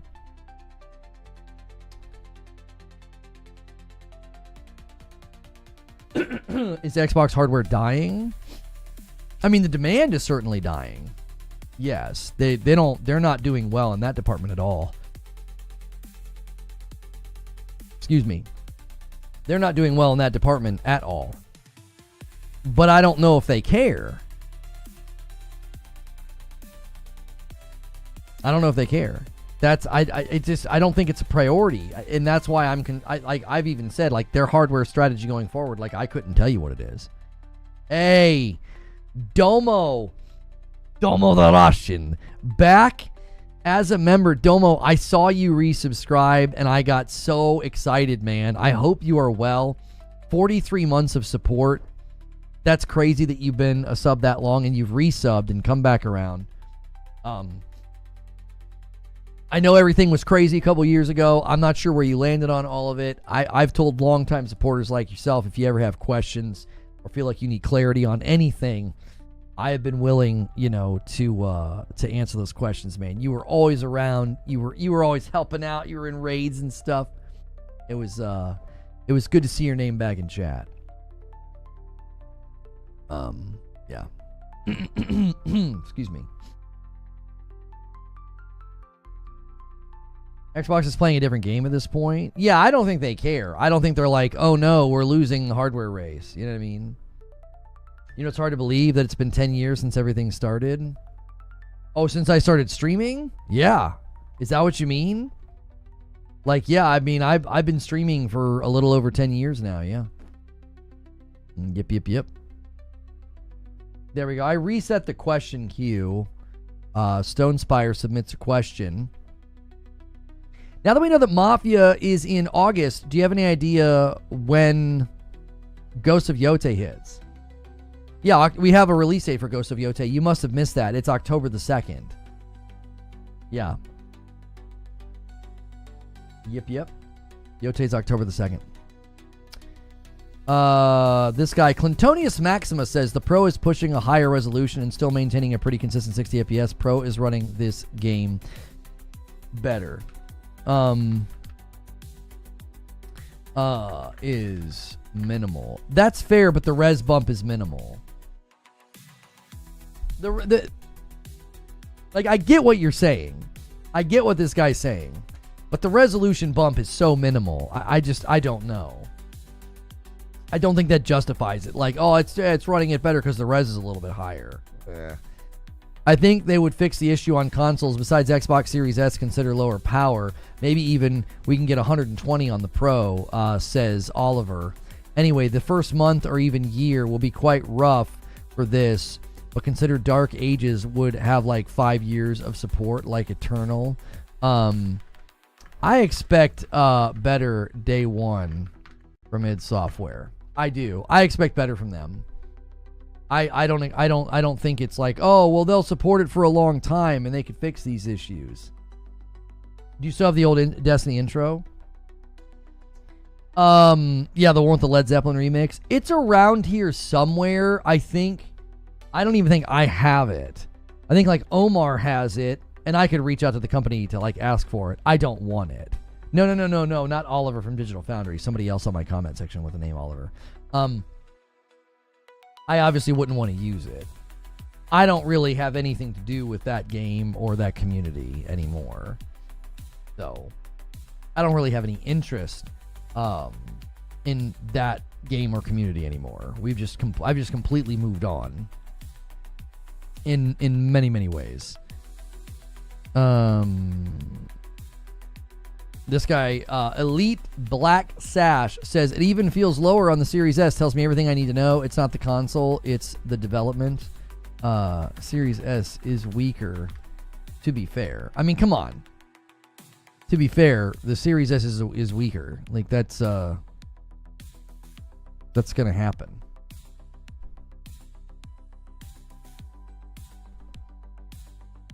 Ambition exceeds technical ability. I don't think that's happening with id Software. Yeah, I don't think that's happening with id.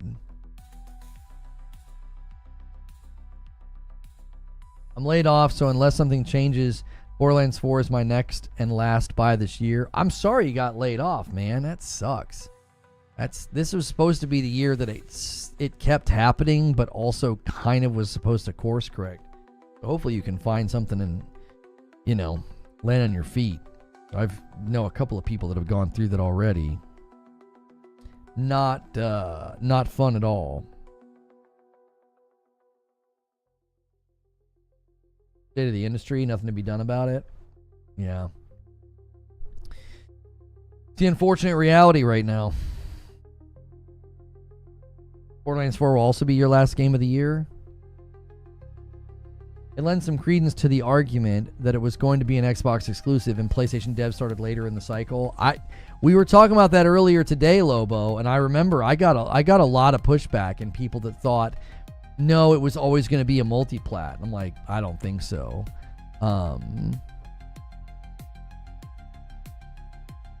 Fuzzy says Doom isn't going to push consoles. Still should run better though. Mash says it's a shame, but I assume early patches will fix it. I'm surprised no PSSR utilization. The enhanced label is a bigger deal, in my opinion. I think the enhanced label is a bigger deal. It should not have the enhanced label. They have not done enough to deserve it. That to me is an issue.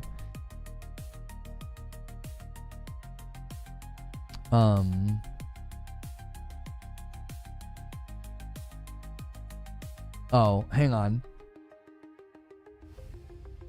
Somebody said, commenting while streaming, Lono's a legend, 60 FPS for every game. LOL. I'm going to give you an LOL. That's funny.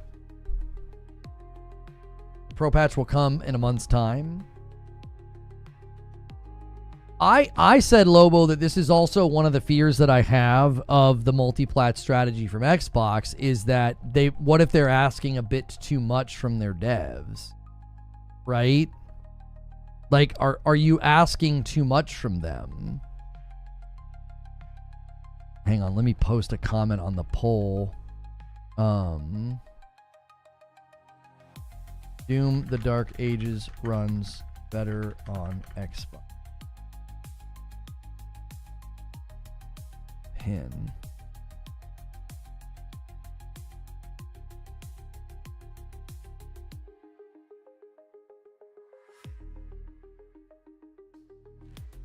GTA 6 will push PS5s, though? Yes. Yeah, PlayStation already spoke to that, I believe. Or, I mean, it's assumed. They anticipate a big push in console sales from GTA 6 alone.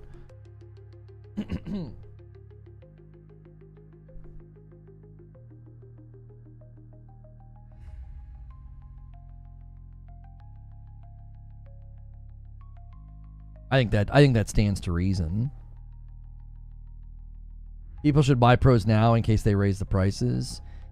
There are people that have done that. I think your base PS5 digital, I think that, and your disc combo PS5, those are probably more likely to see a price bump of like $50 or something. I don't know if the Pro is going to get the price jump. I don't know. You didn't add the mother effers, though? Yeah, I'm safe for work. I'm not going to sit here and swear just because you swear in your comments. That's not how that works. This guy's safe for work, but if you leave a comment, he'll read it.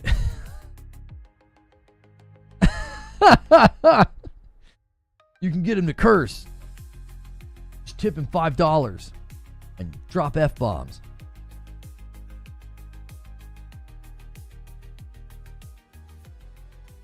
Premium product usually has a higher margin. I have to imagine they want to keep that margin intact.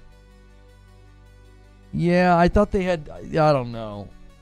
Eugene's take on it was one that sounded right to me, that they've got it kind of built in to not have to raise the price. But hopefully Ori comes over. I have a theory about that. The guy from Moon Studios indicated that Microsoft reached out and asked and inquired about Ori 3. And I believe that they were doing that because they were assessing, good targets in their portfolio. And I think they got to Ori and thought, this is a good target. We should get that third game made, which means I think they're probably planning on bringing Ori 1 and 2 to PlayStation. Yeah, apparently Blades of Fire is going to get a demo sometime. Yeah. Now seeing the Twitch YouTube counter looks good. Oh, we just added that today. Yeah, we just added that today. It's a little contest. It's a race to 100. And first to 100 gets a bonus. I'll gift 10 to that platform. Twitch won today the race to 25. I already gave them their bonus 10. No, Ori's not on PlayStation Mash. Ori 1 and 2 are two of the best Metroidvanias I've ever played. They're absolutely wonderful. They're so good. They're great. I love them. Like, really, really love them. I think they would do fine on PlayStation. I don't think they would, have this explosion, but they've kind of got this ongoing, what's it called? It's like they've aged well within the gaming world and gaming community. People think fondly of Ori because of all of the awards, nominations, and things. Ori's not on PlayStation, but the studio head would have you believe exclusives are bad. He spoke in the past as to why they took that deal. It's clear that funding is an issue for them. So, Ori plus the Portal, yes please. Can we get Domino's? Mom, we have Domino's at home. Yeah, the Domino's at home. Yeah, Ori's on Nintendo. Yeah. It's on Nintendo Switch. Yep. Yes, sir. You didn't know they had another game? Yeah, No Rest for the Wicked has been in early access for about a year. Exclusivity allowed him to receive funding. Yeah, it is interesting to be against exclusivity, and yet it helps you make your game. Zinthos says, isn't PlayStation the one they give out the enhanced label? I wonder if they do any type of review process. I agree. They should. And a single gifted comes in from Matt Dawn. Thank you, Matt. And that adds to the total count. That's an Agent of Chaos right there. That pushes us past 100. We're now above pace for the week. And he gets us to 59 on the day for YouTube. The race to 100. Who gets there first?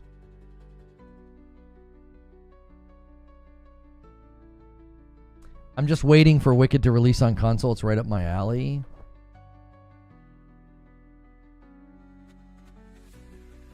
Yeah, I mean, I think No Rest for the Wicked looks great. It played great. Apparently, their latest update, their most significant update, that they've done in a while, apparently it wasn't getting the best reception.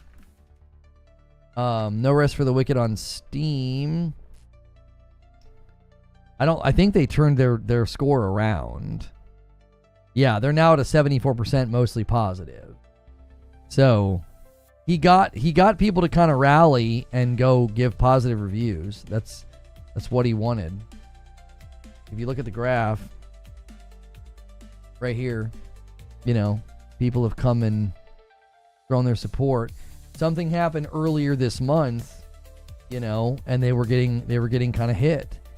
And he called it review bombing. I went and checked. I saw no evidence of review bombing.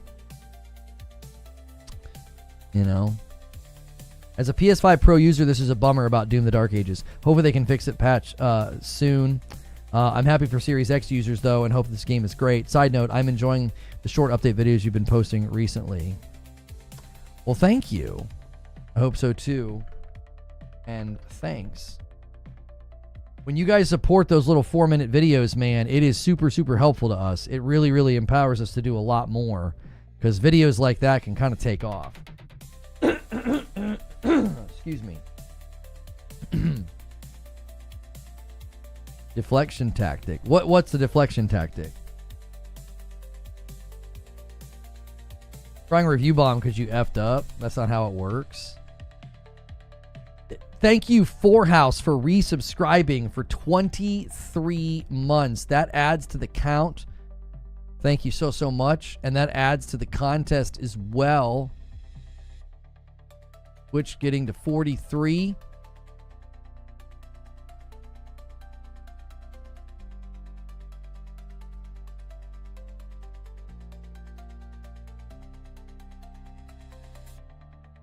Just saying review bomb when people don't like the game. That's what I mean. Like, excuse me. I will say there were people in the mix that did seem like they were kind of dogpiling. They would only have like 0.1 hours in the game, and they were calling it trash or whatever. And I was like, okay, but then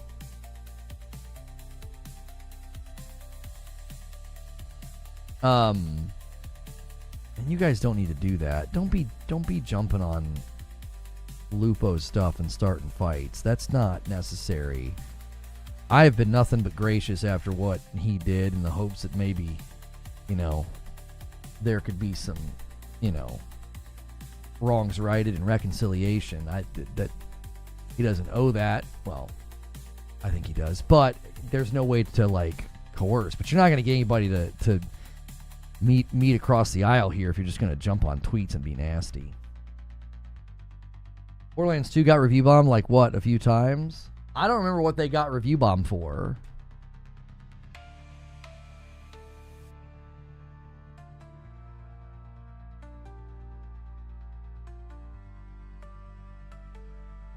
There are issues with this new update, but they fixed it and the game feels great now.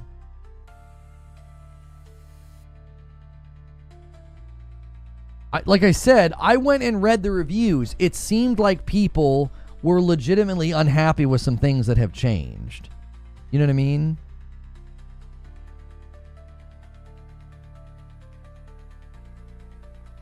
It didn't seem like a review bomb. It didn't seem like people were just dogpiling and being like, sucks, bad, trash, blah, blah. It was people with 10, 20, and 60 hours leaving negative reviews. I went and looked at them.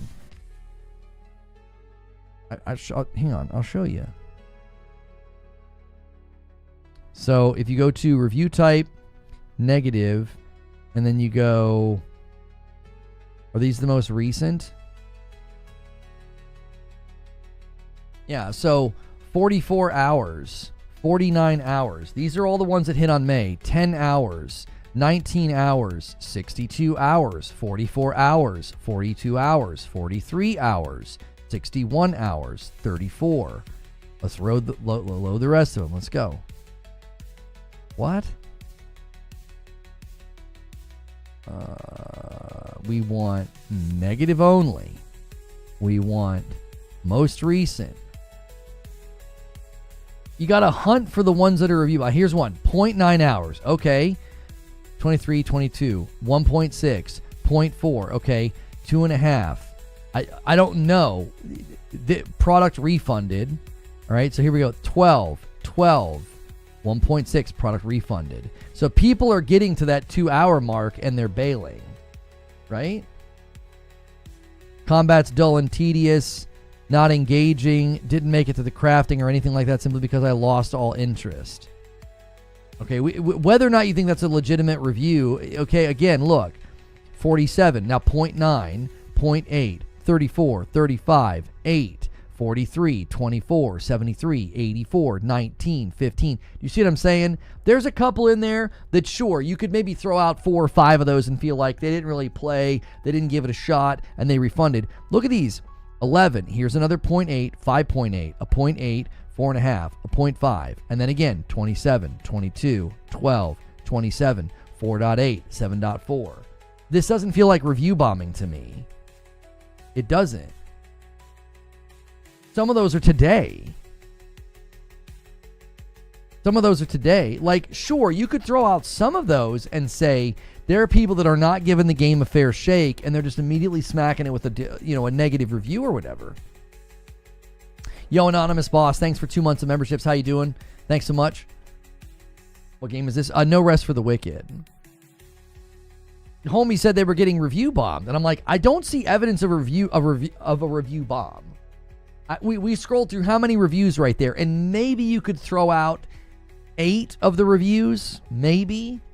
That's not enough to say you're being review bombed. That's not even enough to really drag the score down. We need a versioned review system. For early access, that would be nice. Yeah. For early access, I think that would be helpful.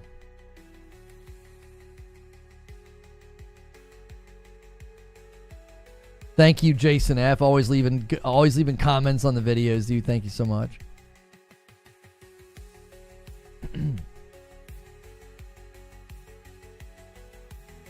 Yeah, it's been in early access for a while. Yeah. What happened? They pushed out a really, really substantive update early May, and I think there were negative reactions to it.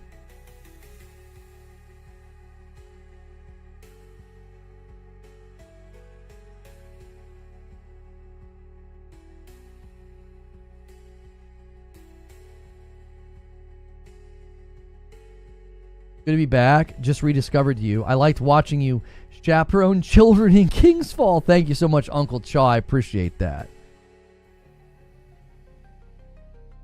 How many of them changed their reviews with the last update? That's what early access is supposed to do. It's supposed to give people that opportunity to say, you just did something and we did not like it. That's the whole point. If you don't want that to happen, if you don't want, people to have that potential power over your reception and over your game, then you got to know what you're doing. Then you're taking a risk in early access when you push out an update that might not be favorable and that people might not like. I mean, there's no way to avoid it.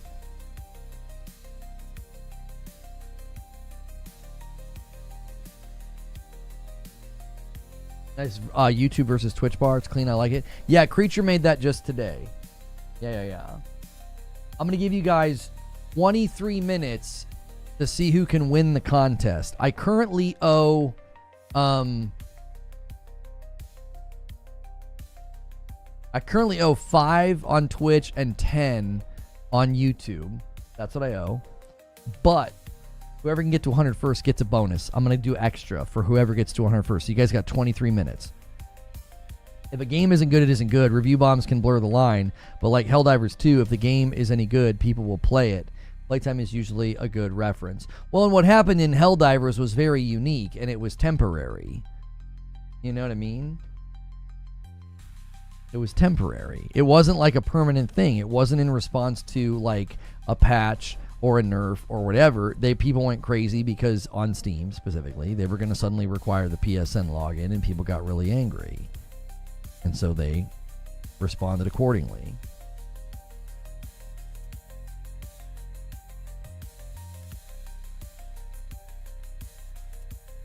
It's unprofessional. It makes me never want to support the studio. He immediately went to blaming culture war instead of accepting criticism. Yeah, I don't know why he invoked that. That was so bizarre. It was like him and the guy from Lords of the Fallen have just said some really dumb things. I'm like, I don't know what y'all are doing.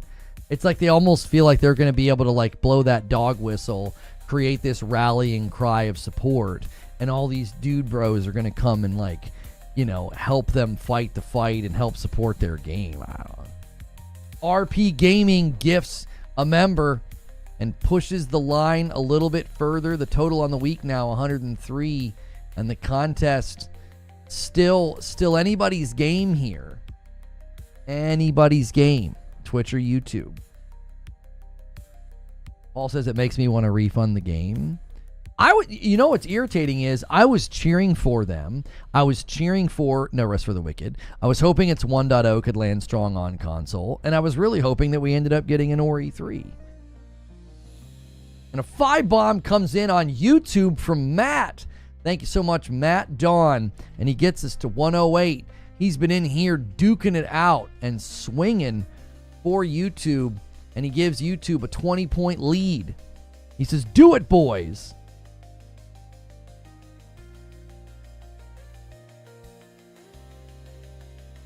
That's exactly what this is. It's shady. I don't know if I'd label it shady. I'd probably label it like, I'd say unprofessional. I think what Eugene said is adequate. Like shady would mean he's like trying to pull one over or something. Like they're obviously still working on the game and receiving feedback. Like he's not trying to like convince people to buy a game that they're abandoning or something. It's early access. If you don't like certain changes from the patch, you use the review to let developers know, hey, I dislike certain parts of it. That's why I think like version reviews would be helpful. Now that I've thought about it, between that and his exclusivity complaints, I don't think I'll ever support them. I can't give my money to a company that he runs, says Eugene. I don't know if I would ever have, but definitely not now. It's unfortunate, too, because Ori games are great. And Steven comes in with a VIP. He says, YouTube stands assemble. And the total gets to 109. And the contest is now 65-44. YouTube 35 away from the 100 race against Twitch. I'll defend the Lords of the Fallen as a fun game. But it's mid Souls-like, a real guilty pleasure. Even after all the updates, signal boosting to those people won't make a bad game better. Yeah. Well, and that guy, the CEO of Lords of the Fallen, is extremely dishonest. He retweeted something that was incredibly misleading. I forget what it was. It was an image or something, and I called him out about it, and then he ended up deleting the tweet. He was like, I remember what it was. He took a screenshot of Ciri from The Witcher 4, and he said that they had listened to people's feedback. Like they made her pretty or whatever is what he was insinuating. And I immediately called him out. I was like, no, they haven't changed the model. It's the same model. And I also took screenshots from the trailer in question, the very first trailer, and I showed, like, she looks different all throughout the trailer.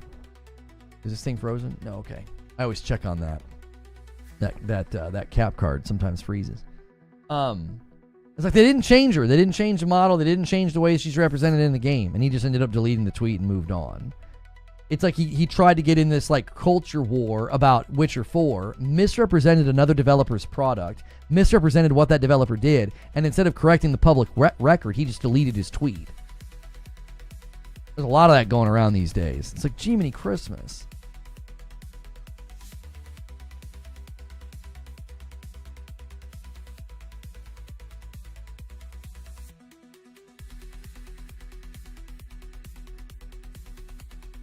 That's what I've been saying, says Reckless. I was completely neutral with that studio before he started crying review bombing on an early access title. Listen, I thought at first people might have been review bombing him because of things he had said about the consoles or something. And I'm like, that's ridiculous. Don't go and review bomb somebody's work because you don't like what he said about consoles or whatever, or exclusives. That's not a reason to, go review bomb. But then I went and checked and I was like, I'm not finding evidence of a review bomb here. I'm not. It seems like you pushed out an update that's not going over all that well.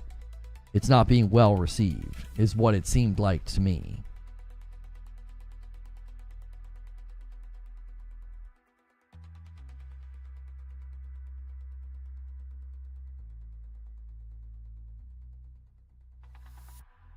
Developer or studio head, you have to be able to exist in a market without invoking culture. What he should have said is, early access is obviously going to be, a difficult time for a developer, because if you get some things wrong and receive negative feedback, it can really, really, irreparably harm the game's reputation, because it can tank the score. And calling on people and saying, listen, if you're currently enjoying what we've done, or you've enjoyed what we've done up to now, and you're in our corner, giving us a positive review can help level the playing out. One bad patch isn't deserving of a game being like eviscerated into oblivion and then nobody supports it because they see a bad score. Like, I kind of understand where he's coming from, but he went about it the whole wrong way. Like, listen, we understand we're going to push out updates that are sometimes not going to be favorable. People aren't going to like them. People are going to leave negative feedback. That's something that we welcome. But we also want to make sure that the playing's balanced here. Like, if you're enjoying it, you're less likely to complain. You're less likely to leave a negative review. If you've been enjoying what we've been doing and you've enjoyed the recent update, then go and leave a positive review. He went about it in a way that's like, yeah, this might be our last game if this continues. Like, we're getting review bombed, and it's like, all right.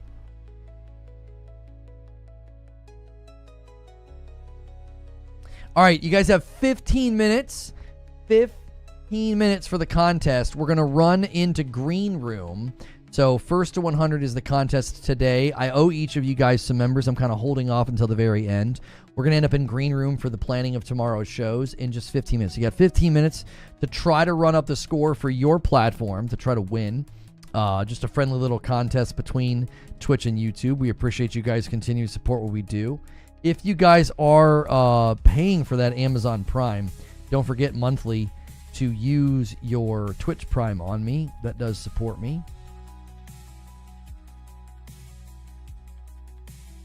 No Rest for the Wicked looks good, but also really punishing along with rough edges. I think early access is a double-edged sword, and the devs are on the bad side of things right now.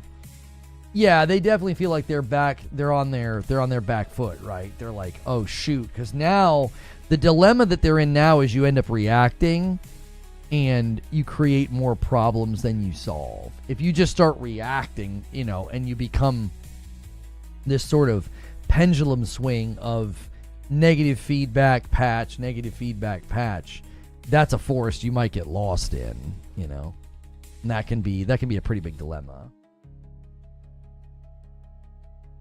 Is there a way to have a perfect gameplay experience? No.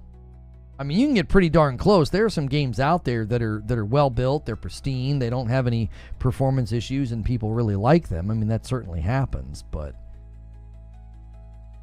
they're also not used to making a game without a major publisher backing them.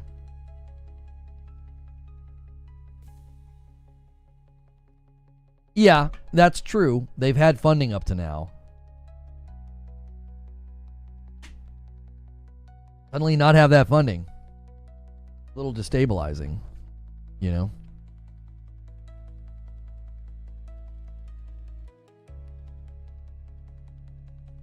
Early access is a take-all feedback, for sure. Is there a final perfect formula? No, I mean, every game, every game is going to have its ideal that people are, going to judge it against. So, if it's a fighting game, if it's a driving game, if it's a shooting game, there's an ideal, and that sometimes is difficult to realize. Like, AC Shadows, to me, nailed so many things, but then they failed in other ways that made me I couldn't roll credits. I got to like 46 hours. I'm like, I can't go another minute. I ran out of endurance. I ran out of care. I was like, I just don't care about any of this. I was just ready to be done.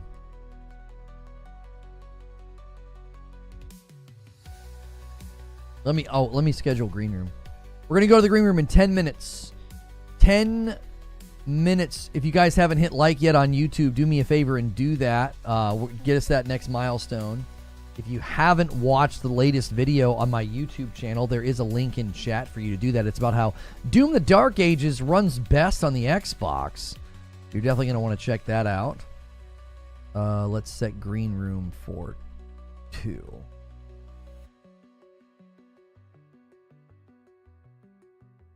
Speaking of tedious, Horizon's kicking your butt right now.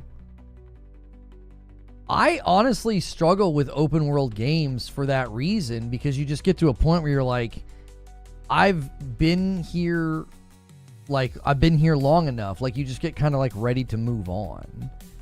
You get to a point where, excuse me, riding across a landscape, or going into a new village, or going into a new area, you get to a point where you're like, I just don't want to do this anymore. Does the score accurately reflect the consensus, or does it affect it so it becomes a disgusting feedback loop? I'm not sure what you mean. I think early access, you're striving for a healthy relationship where people say pros, cons, pros, cons, pros, cons. You're able to sort of organize all the pros, all the cons, and we need to re-emphasize this or reinforce this. People like this. And then we need to, get rid of this or fix this or smooth this over.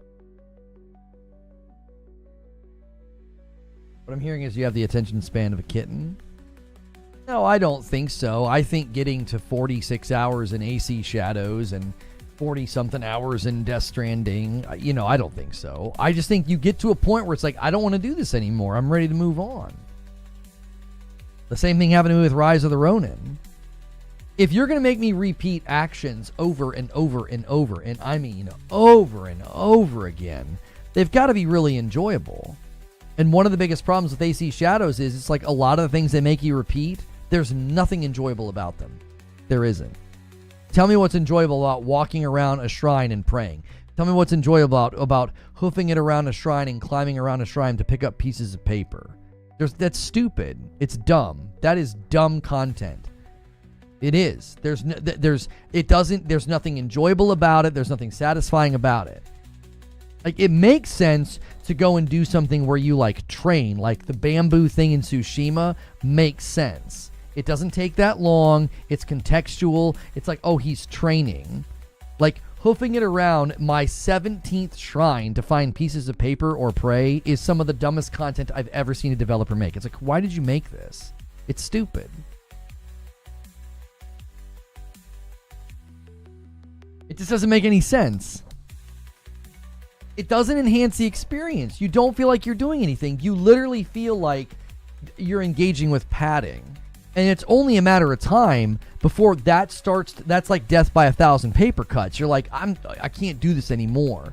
Now, if you went to every town and the shrine had you train with somebody with a wood sword, or train like what Yasuke has to do, okay, that's at least enjoyable. It's like a mini game. It's like a breather or something fresh or something new that you're not doing all of the time. And it's contextual to what is going on in the game. You're trying to be a better assassin or a better swordsman or whatever the heck. Instead, it's like, yeah, find these random pieces of paper. There's no explanation as to where they are. There's no rhyme or reason as to how to find them. So you're going to hold down left trigger and look around for white dots. And you're going to do the same thing to pray. It's like, The shrines in Tsushima and the climbing courses didn't bother me. I did a climbing course in Shadows and it didn't bother me. And the praying shrines or the fox shrines in Tsushima, the reason they're not a problem is they're quickly dealt with. Follow this fox, hit a button, you're done. Climb up this mountainside, hit a button, you're done. The finding a paper and saying a prayer, it's so tedious and so silly. It's like, why are you making me do this? You're not testing my ability to climb or navigate or find a secret course. You're not having me just like hit one button and I'm done. Like, there are prayer shrines along the road that you can do and you get like a blessing, but the ones where you got to go up to like 4 different spots, I'm like, who designed this? What?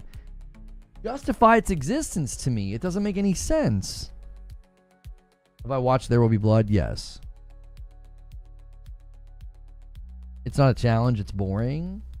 I'll tell you this right now. The true test of that content is if you didn't have to do it in order to get like the knowledge points so then you can expand your skill tree, nobody would do it. They wouldn't. Nobody. The only reason that you do it is because you literally have to. It's like, well, if you want the knowledge points, you got to do it. They probably built the map and they were like, we need activities for all these areas. Yeah, I don't think so. It would make more sense to go into a shrine and pray one time, get credit for visiting the shrine, and then it like every 4 shrines they give you a knowledge point or something. So you're basically being incentivized to explore, clear the map, and seek out knowledge, and then that justifies the knowledge point. But like going to a shrine and like looking with left trigger and be like, oh, there's a white dot, let me run over here and climb up and get this piece of paper. Now I got to drop down and do it again 2 or 3 more times to complete this shrine. It starts to grate. You're like, I'm not doing anything. What's crazy is Outlaws is supposed to be one of their smaller games and it's still too large. They just, they don't know how to be, I don't know. They don't know how to be subtle or understated. It's like not in their nature. All right, guys. You have 5 minutes. The little contest will reset tomorrow. Now, the total, the 109 will not reset. But the race to 100 will reset tomorrow because every day it's a race to 25 and then a race to 100. So you have 5 minutes, YouTube and Twitch, to duke it out. It's the closest race we've ever had. Twitch had the lead there for a while. It's an aggravating aspect mainly when there's another game competing with your attention. Yeah, when you got other games that you kind of want to, play. Yep. Connecting the chat. Welcome to chat room. Twitch just had like a weird. I got disconnected from the chat on YouTube, on Twitch. I'm sorry. Matt says, "Lay down, boys." He's asking. He wants that last minute scramble. Perfect Image submits a question. If Rockstar ports over GTA 4, does that give a clear indication that GTA 6 is going to do good? What? Like, I don't think that has any... GTA 6 is going to be insane because the demand and the popularity and the draw of the franchise is enormous. I don't think porting GTA 4 will have any bearing on that. I don't think that they're related in any respect. The general consensus and demand for GTA 6 is already through the dadgum roof. I mean, you look at the response to their trailers and their tweets and anything that they do. I mean, it's wild. It's unusual. It's abnormal. I don't think like a GTA 4 remaster, remake, or port or whatever the heck. Is Twitch chat completely broken? No, it's working. Okay. It'll be profitable on day 1 of pre-order. They're porting because the games are connected. Easter eggs galore. Oh, and money. Matt, Jiminy Christmas. Matt, I know you're trying to motivate people to help, but my gosh. There's no reason to talk like that. There's 300 watching. Blankety blank help. No. It's a fun contest. It's not that serious. Calm down, sir. Sir, this is a Wendy's. Jiminy. You get 100,000. Oh, that. Oh, you're talking about subscribing. All right, you guys have 3 minutes. 3 minutes for the friendly, lighthearted contest between the platforms. Okay, it's friendly and lighthearted.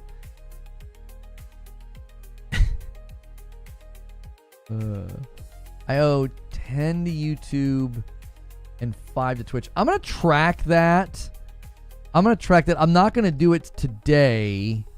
Let me track it in here. YouTube, and Twitch, I owe 5. I don't want to do it at the tail end of the stream when like we're sort of done. We'll do it like tomorrow as a way of getting everybody excited. Friendly? Never. There will be blood. Well, you guys have 2 minutes to prove who the winner is, or we're just going to green room. I'm going to spam the link in chat. You guys on YouTube don't have to do anything. I will switch the chat to sub only though, because eventually, I'm sorry, you guys on Twitch don't have to do anything. Eventually this will be a members only segment, so you will need to be a subscriber to watch this segment. Once I'm a partner, I'm able to turn that feature on. And let go. I'm going to spam a link just for YouTube. Twitch, you're not going to see this. This is for them to head over to the green room.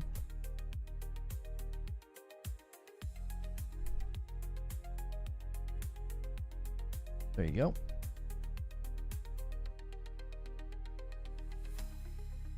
Whew. What's good, feed? I see you in the chat.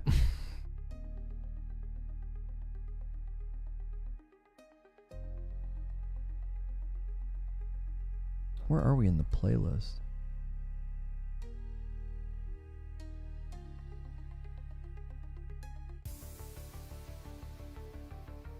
Did you get the 5 bomb? Where?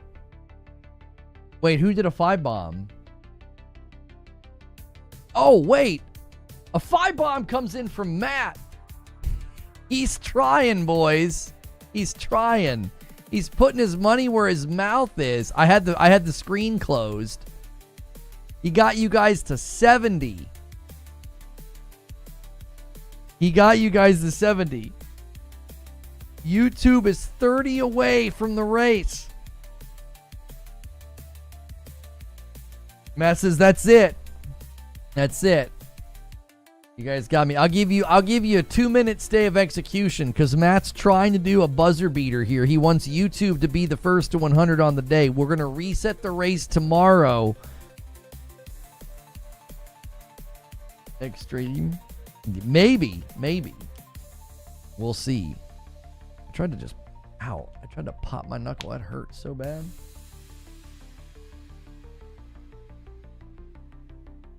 And a single comes in from Mike onto Mike.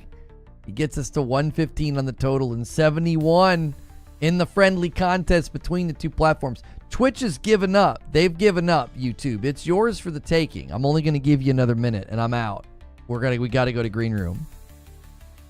You hurt yourself? Yeah, you ever like try to pop your knuckle and it like hurts? You're like, oh, ow, like it's not ready. You know? You don't do that? Sometimes I go to pop my neck and it hurts. It's like, oh, it's not ready. I have like a... Yo, it's good, feed. Good to see you over here on Twitch feed.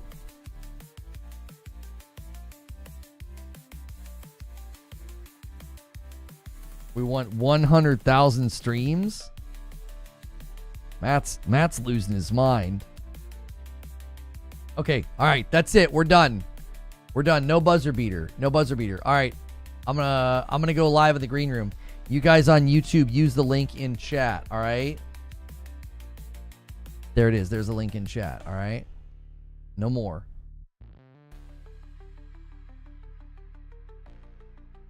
Hey, thanks so much for checking out this video. If you're seeing this, it's because you're Member Plus, you're VIP. You are one of those who directly supports the YouTube channel, and thank you so much for that. If you're with us at the very tail end on YouTube and you want to upgrade to Member Plus, that's a huge help. If you keep getting a gifted and you can't stop getting gifteds, you can toggle that off and then pick up your own membership once it lapses, and then you can get into more content. I know some of you guys are like stuck in the gifted funnel.